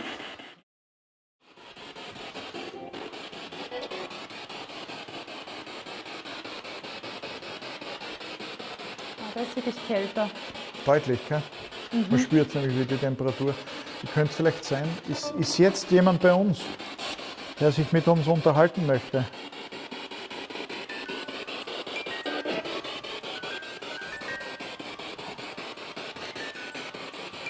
Wir wollen euch nicht stören. Wir freuen uns, wenn ihr uns Zeichen gebt. Ja, jetzt sind wir in euren Schlafräumen. Hoffentlich stören wir euch nicht. Oder habt ihr hier auch gespielt? Diese Betten sind ja nachträglich reingestellt worden.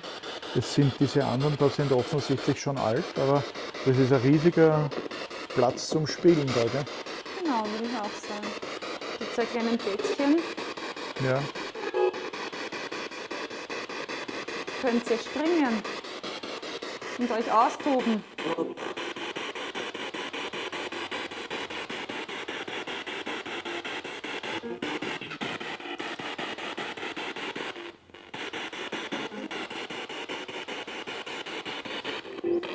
So auf dem kleinen Display kann man eigentlich nichts erkennen, das muss man sich dann am PC anschauen. Ja.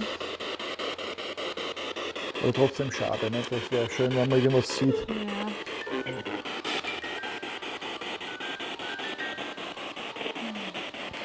Das sind nämlich genau 2 Bettchen. Zwei alte, ja. Noch relativ kleine, würde ich mal sagen. Seid ihr schon im Bett?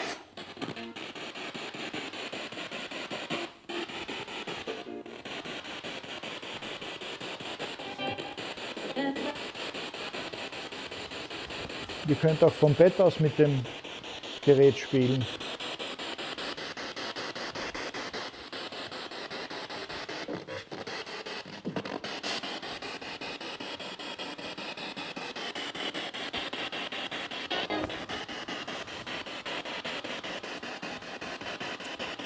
Sind das eure Kinderbetten?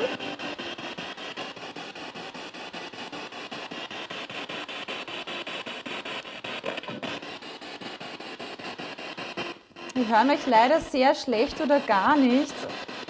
Da wäre es besser, in Jürgen seiner Hand das Gerät zu berühren, wenn ihr auf eine Frage mit Ja antworten könnt.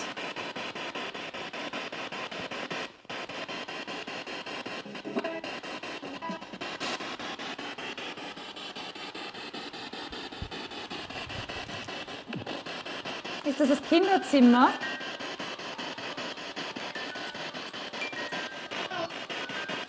Das ist auch sehr schön, da gibt es das war ein Ja, gell? Hätte man fast hören können. Also ich Aber hätte jetzt am auch Balkon ein Ja. hast du draußen Ja. eigentlich wirklich. Was willst du? Ja.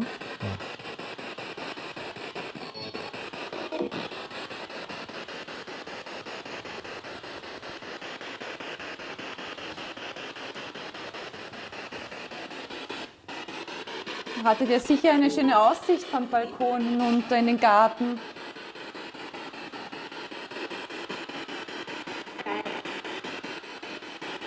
Also eine So weibliche richtig. Stimme wieder. Ja.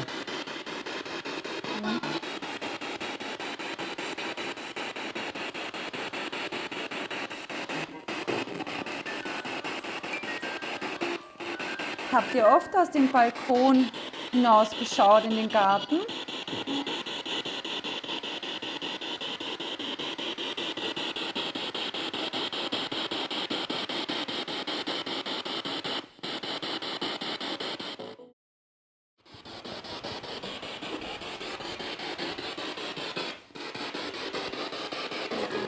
Da drinnen dürfte auch ein Schlafraum sein, da ist auch das Wappen von der Familie an der Türe.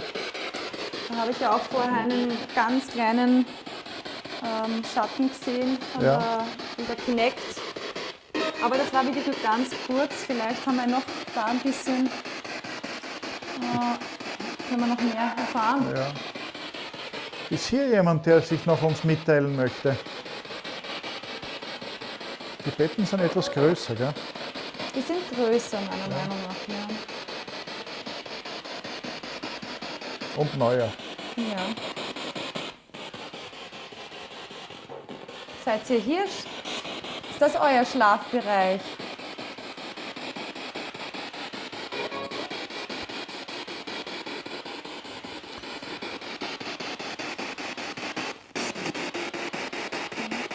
Ausgesprochen ruhig. Sehr ruhig hier. Ja. Wie als ob die Kinder jetzt schlafen gelegt worden wären. Schon, gell? Ja. Schauen wir noch ein Stück War doch sehr rüber. aktiv alles auch vorher. Ja.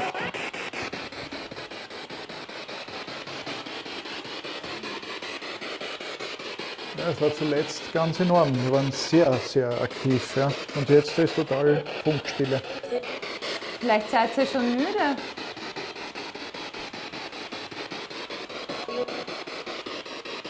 Kostet euch das so viel Kraft?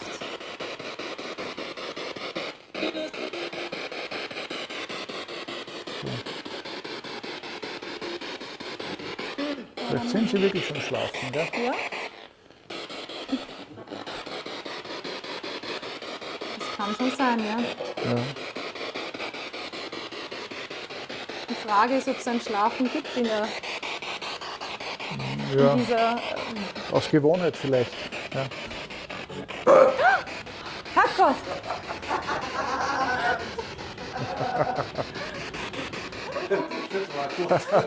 Nein, ich habe erst gesagt.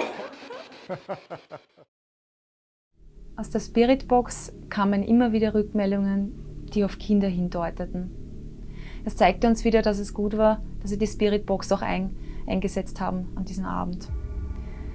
Wir haben versprochen, dass wir eigentlich relativ rasch wieder auf den Dachboden kommen. Wobei wir sagen müssen, dass wir auch die Poltertune, die immer wieder angegangen ist, nicht immer hörten, weil wir uns selbst auf einer Runde befanden. Es deutet aber doch darauf hin, dass wir auf eine Art dann doch auf den Dachboden gelockt werden. Und das taten wir dann auch. Wir haben bereits im unteren Geschoss das Portal gestartet und haben uns dann auf den Weg gemacht, damit auf den Dachboden. Was uns dann dort erwartet, vorweggenommen, einfach nur sprachlos.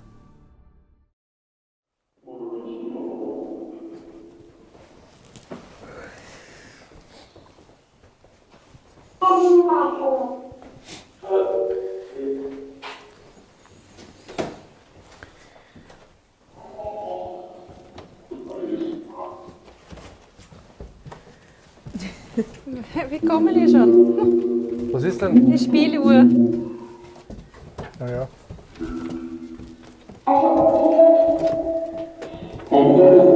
Spieluhr läuft.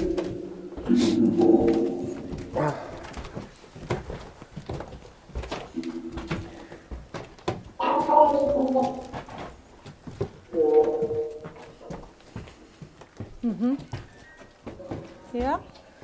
Ja, das sind jetzt wir, oder? Ja, spürt schon. Wir haben ja versprochen, dass wir wieder kommen.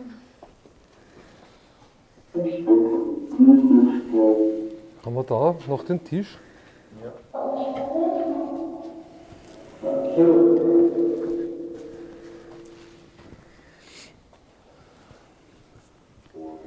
Strom hat sich genug.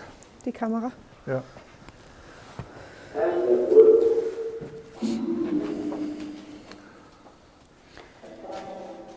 Ich glaube, da sind wir weit genug weg, oder?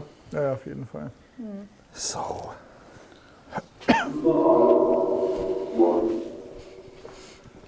Sehr staubig. Ja, müssen wir uns halt da abputzen.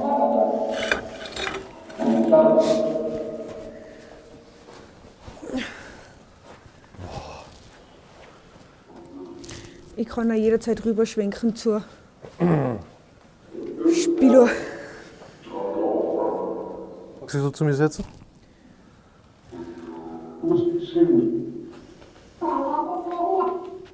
Drücken wir da. Ich glaube, das ist sinnlos. Aber gut gemeint, oder? Ja, gut gemeint, ja. Sie hat sich sehr bemüht. Genau. Definitiv. Ja, kann man nicht abstreiten. Links vom Alex wäre der Besen. Ja, jetzt ist schön. Ja. Willst du noch wegfliegen? Oder was? Ja, das wär's. So, So, wir haben hier die Corinna, die Sonja, den Alex und den Jürgen.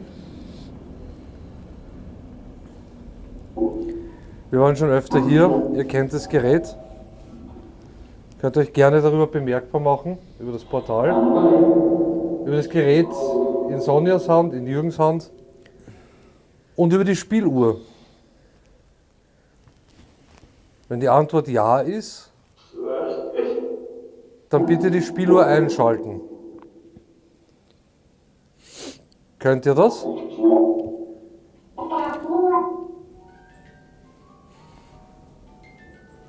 Dankeschön.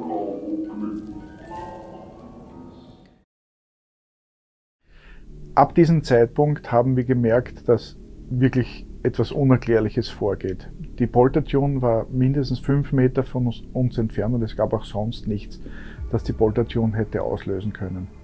Aber es sollte noch spannender werden.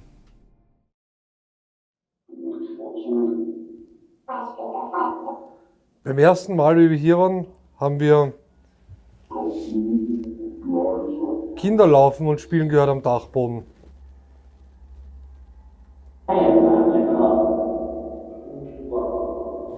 Waren das Kinder?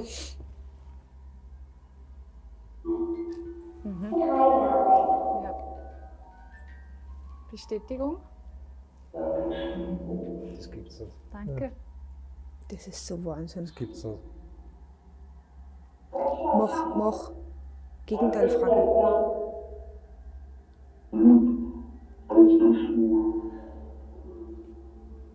Also seid ihr noch nicht schlafen gegangen?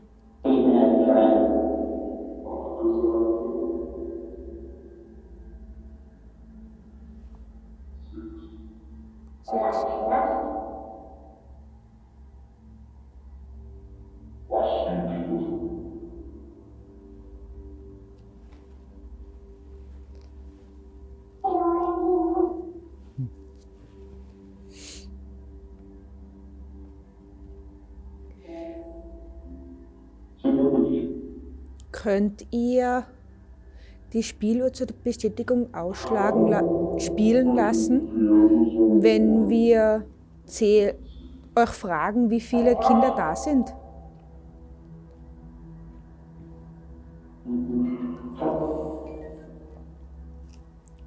Okay, dann beginnen wir mal. 1. 2. 3, 4,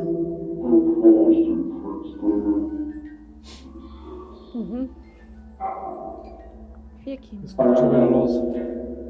Es geht schon wieder los. Ja. Ja. Ich hab's jetzt gehört, eindeutig. Gescheißen.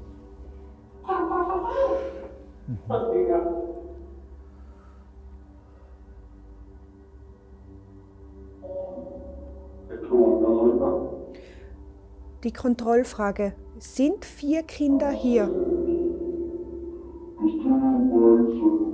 Ja, das ist so arg. Gänsehautfeeling. Dankeschön. Ja, vielen Dank, wirklich.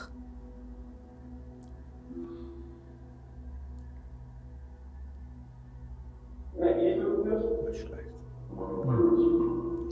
Ich würde gerne noch wissen, ob es Burschen oder Mädels sind. Ja, die Frage ist, wie wir das rauskriegen, gell? Ja, ich würde wieder gleich fragen. Ja. Magst du das machen? Ja. Wir würden gerne wissen, wie viele Mädels und wie viele Burschen ihr seid. Wenn für euch das in Ordnung ist, dann fange ich zuerst wieder zum Zählen an für die Mädchen.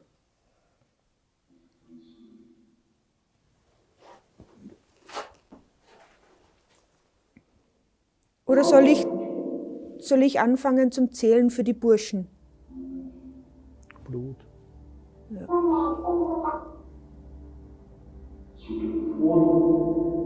Soll ich nicht zählen für Mädchen und Burschen? Ja, bitte frag, verstanden. Jetzt kommt keine Antwort mehr von dem Spieler.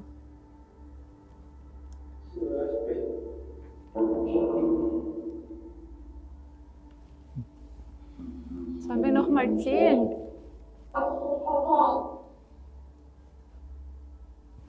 Geräusch.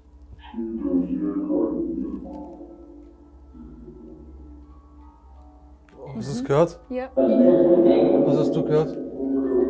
Was aus dem Bereich? hast- ja. Da nicht, das ich Hast darf du nicht gehört? Da habe ich knacksen. Dämon gehört. Ja, Was hast du gehört? Dämon. Dämon. Ja, Dämon. Ja. Habe ich gehört.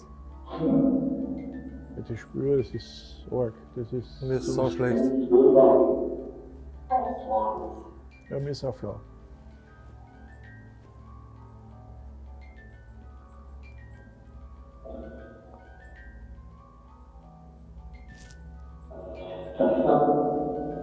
Hört mir gar nicht mehr auf. Es hört nicht mehr auf. Könnt ihr auch wieder die Spieluhr ausmachen? Danke. Mir ist ehrlich gesagt nicht so wohl.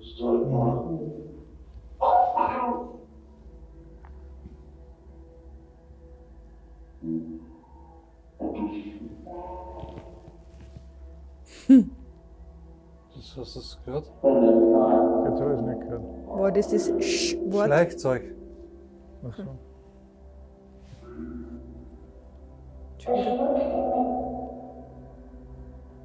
Ja, wir haben zuerst schon gemerkt, dass da unten was ganz still, da ist überhaupt nichts mehr gekommen.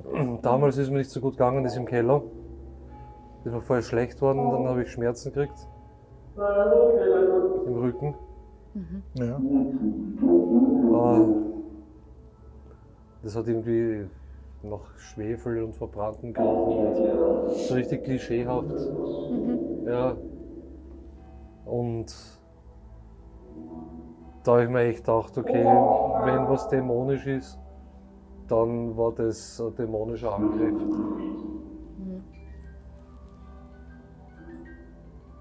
Das wird so ziemlich unheimlich, oder? Dämonischer Angriff und die Spieler fangen zum Spielen an.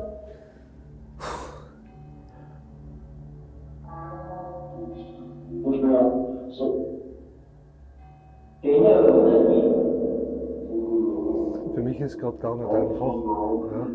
Ich habe das Gefühl, ich kriege keine Luft und mir ist schlecht und alles Mögliche. Ich kann mich auch nicht konzentrieren, aber ich möchte jetzt nicht trotzdem jetzt nicht aufgeben, weil so nicht gehabt wie jetzt. Vielleicht, wenn sie ein bisschen kompensiert. Alles gut. Ja.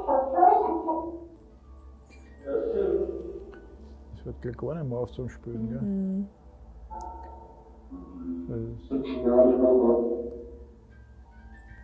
Oder? Seid ihr zwei Mädchen? Und zwei Buben?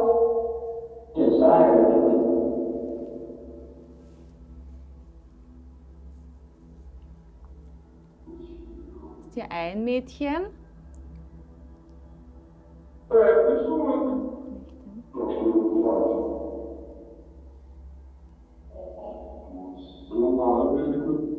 Oder 4 Buben?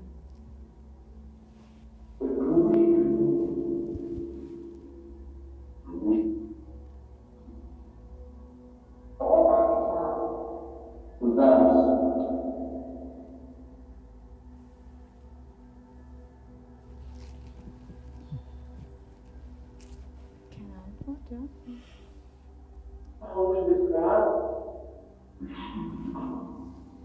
Also, macht die ganze Situation auch ein bisschen unrund und ein bisschen immer sprachlos. Mhm.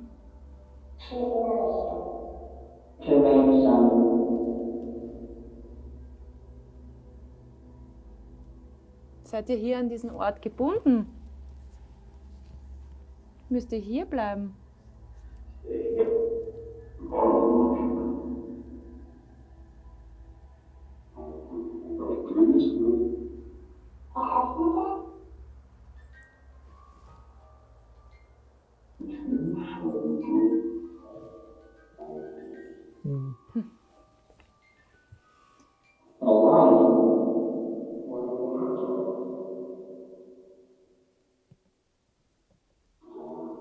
Seid ihr mit der Familie mitgekommen? Die stammt ja aus Südtirol, ne? Mhm.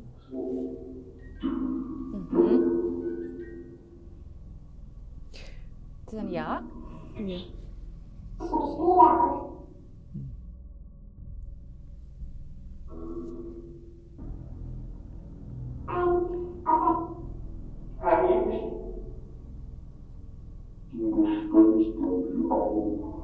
Aber interessant, dass Sie auf Ist ein den Wächter hier herinnen? Nein, gell? aber Beinhard. Ist ein Dämon hier herinnen?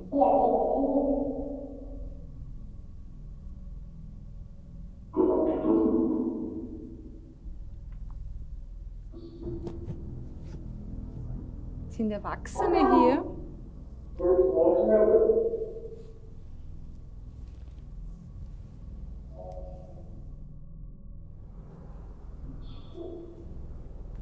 Da war wieder Missbrauch.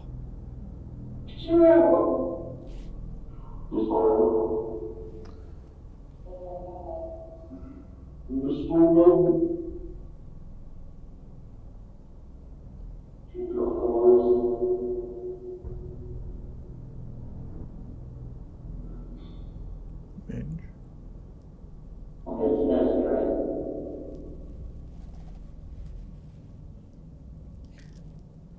Nur so lange Züge gibt es aber nicht, oder? Naja, darfst nicht vergessen. Die Semmeringbahn macht einen Bogen und da fährt ein Zug relativ lang im Geräuschbereich.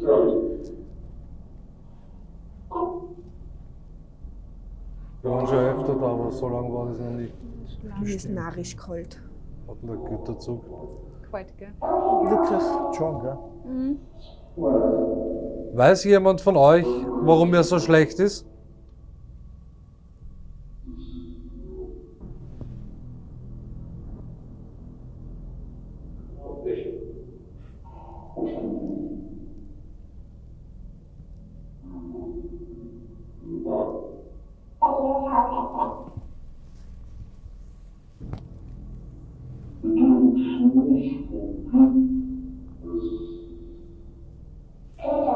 Es Weiß ist es nicht. nicht, ja. Wer war gehört, ja.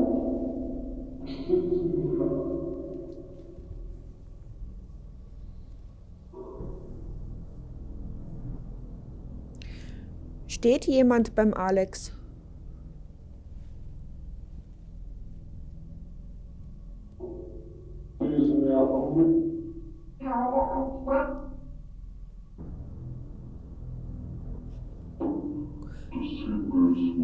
Habt ihr das Klopfen, gehört? Ja. Das Trippeln?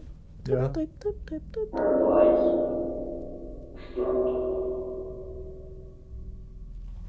Jetzt ist die Spieluhr so ruhig. Seid ihr noch da?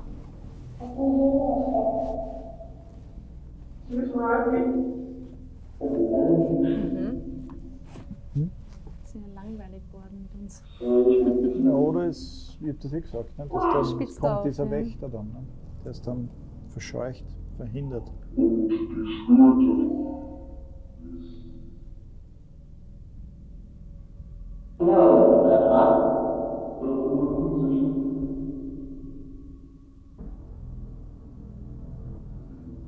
Jürgen. Wieder andauernd Jürgen. Ist der Jürgen so interessant? Ich habe das Knacken gehört. Ja.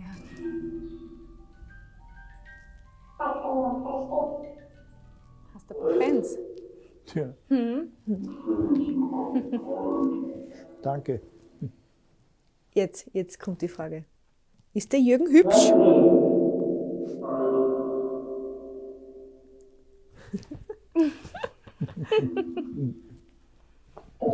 Ah ja. Oh, danke. Ah ja. Na schau. Sie haben Humor. Ja, Humor ist wichtig. genau.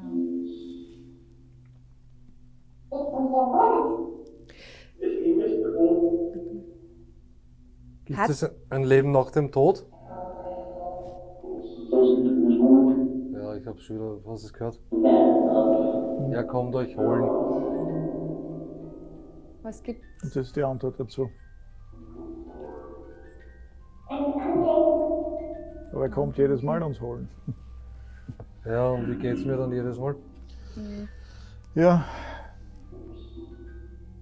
Dankeschön. möchtest du uns warnen?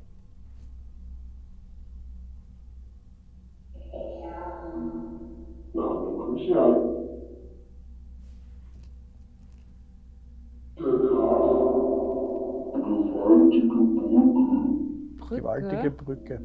Das Viadukt ist eine gewaltige Brücke. Könnt ihr uns wahrnehmen?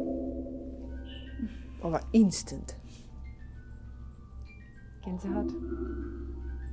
Ja, aber mir ist kalt. Danke.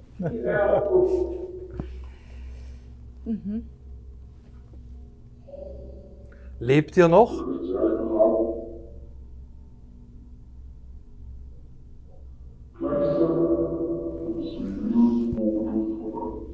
Also ihr wisst, dass ihr nicht mehr lebt.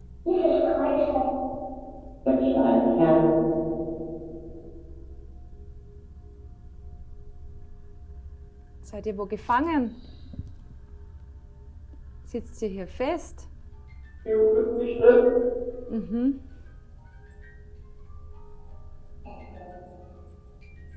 Danke.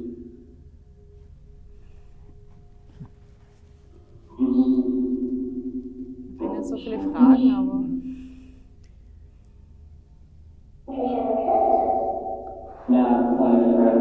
Also sie sind von Südtirol raufgekommen, haben es zuerst ja, bestätigt. Ne? ist etwas Böses hier an diesem Ort passiert vor langer Zeit? Ja, nur was? Ja, das ist es ja. Es ist so schwierig, weil sie es nicht aufschreiben können. Ist euch etwas Böses passiert?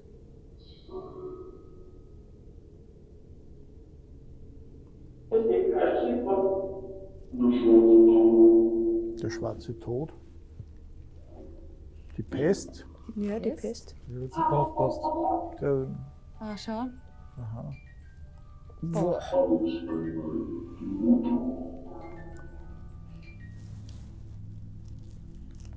Wie lange kann das dann zurückliegen? das war, 150 Jahre. ich glaube, 18. Jahrhundert, ne? Ja. Die Pest. Das heißt 1700 irgendwas. Das wären dann 200 Jahre. Da müsste man bei der Datei, bei der PDF-Datei zu Hause nachschauen, bei den Namen, bei der Namensliste. Weil da steht ja auch dabei, wann die gelebt haben. Es steht sehr oft drinnen, und das ist außergewöhnlich in diesem Familienstammbaum, Kindernamen und jung verstorben. Hat das wer drauf? Jürgen. 4. Okay. War vorher 4? Ja, Kinder, gell? Ja, 4 Kinder. Also bei 4 hat die Spieluhr gespielt gehabt vorher. Es waren wirklich außergewöhnlich viele Kindernamen mit dem Vermerk jung verstorben. Wo ich mir wirklich gedacht habe, und das bei verschiedenen Eltern, wo ich mir wirklich gedacht habe, das ist wie ein Fluch auf einer Familie, ja, wenn so viele Kinder sterben. Es ist ja doch eigentlich eher heutzutage, ja, zumindest, noch, ich meine, oft genug, aber jetzt nicht so auffallend, dass in einer Familie, weiß ich nicht, gefühlsmäßig 50% der Kinder sterben. Die Zustimmung wieder. Aber das ist mir unheimlich. Jetzt sind wir schon lange unterwegs, aber so wie heute war es noch nicht. Nein, das ist absolut ganz was anderes, ja. Das ist echt ein anderes Kaliber. Ja, wirklich. Ich glaube nicht, dass da Kinder sind. Glaubst du nicht? Ich glaube es einfach, ich glaube nicht, dass da Kinder sind.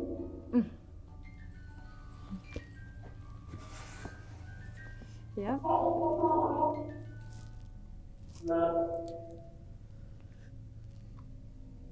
Die Frage ist, was denjenigen an diesen Ort hält. Ja.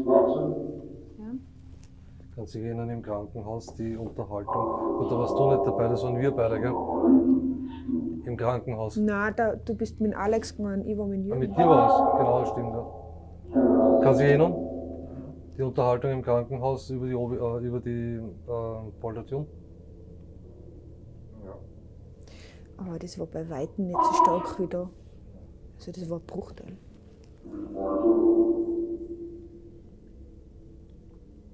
Das ist ein richtiger Dialog. Wir kommen. Wer kommt denn? Es ist jedes Mal dasselbe. Und hier immer speziell, gell? Ja, wir kommen und dann wird es ungut. Aber es kommt generell eigentlich, muss ich sagen, ich muss korrigieren. Also es kommt so hier, aber wir haben es auch im Krankenhaus gehabt. Wir kommen. Hast du was gehört? Kommt sie schon?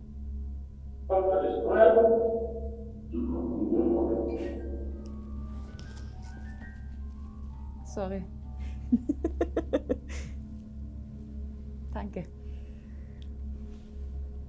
Was machen wir?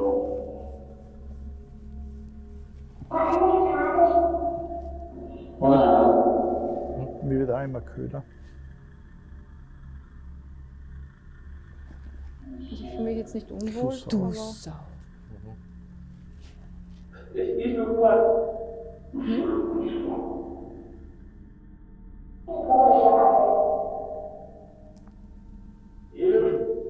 Jürgen.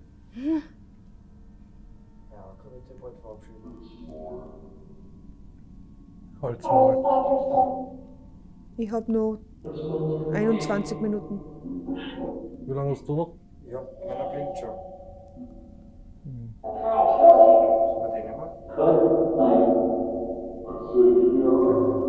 dann was machen wir weiter? Wir müssen sowieso bald aufbrechen, oder? Irgendwie ist jetzt blöd.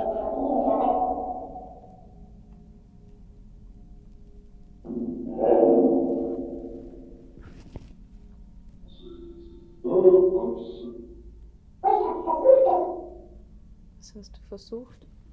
Mhm. Da habe ich auch was gehört.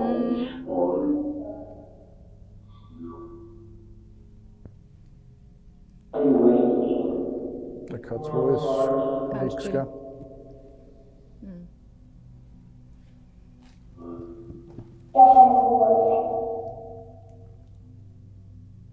Hättet ihr gern öfter Besuch?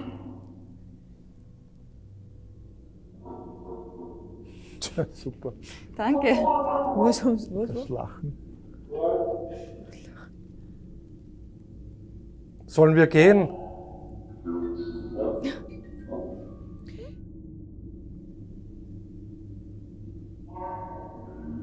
Jakob?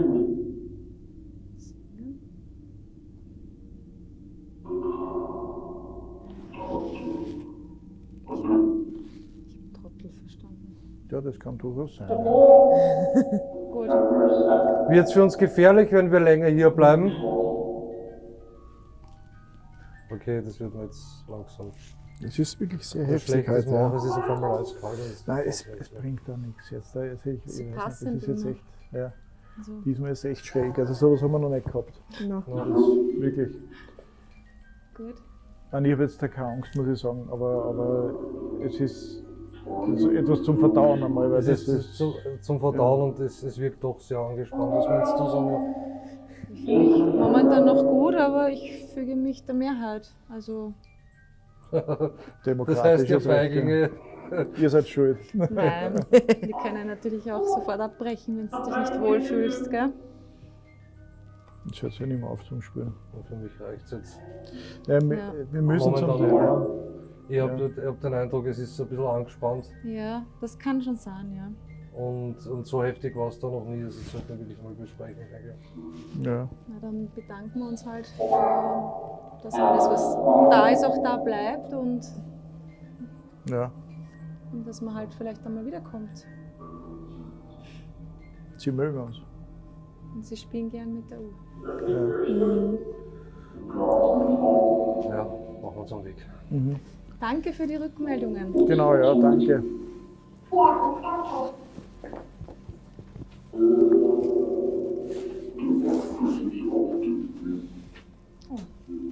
Hast du Kannst das? du abdrücken, bevor es nicht mehr speichert.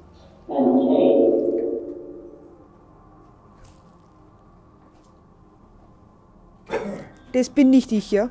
Die ist vor mir. Das bin nicht ich.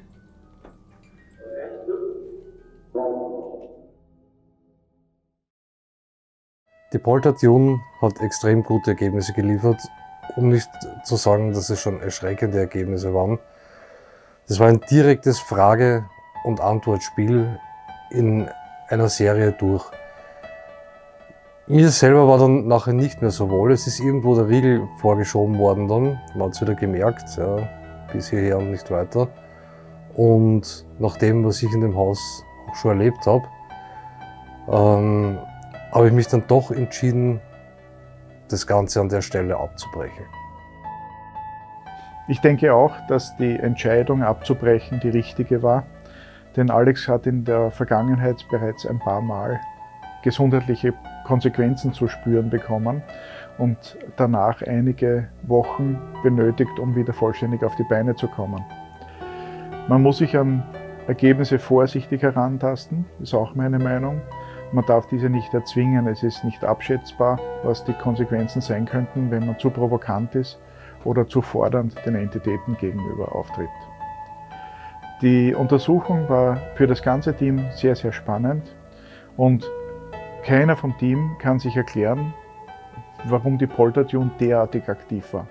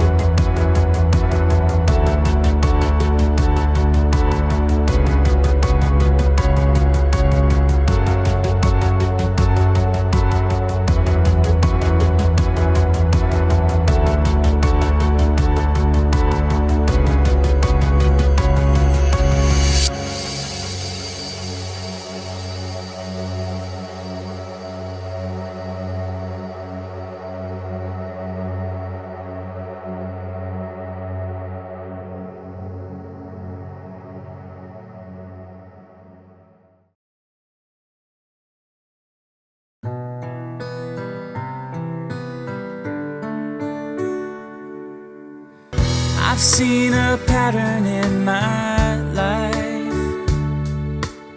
It's when I feel I have it all, things never turn out right.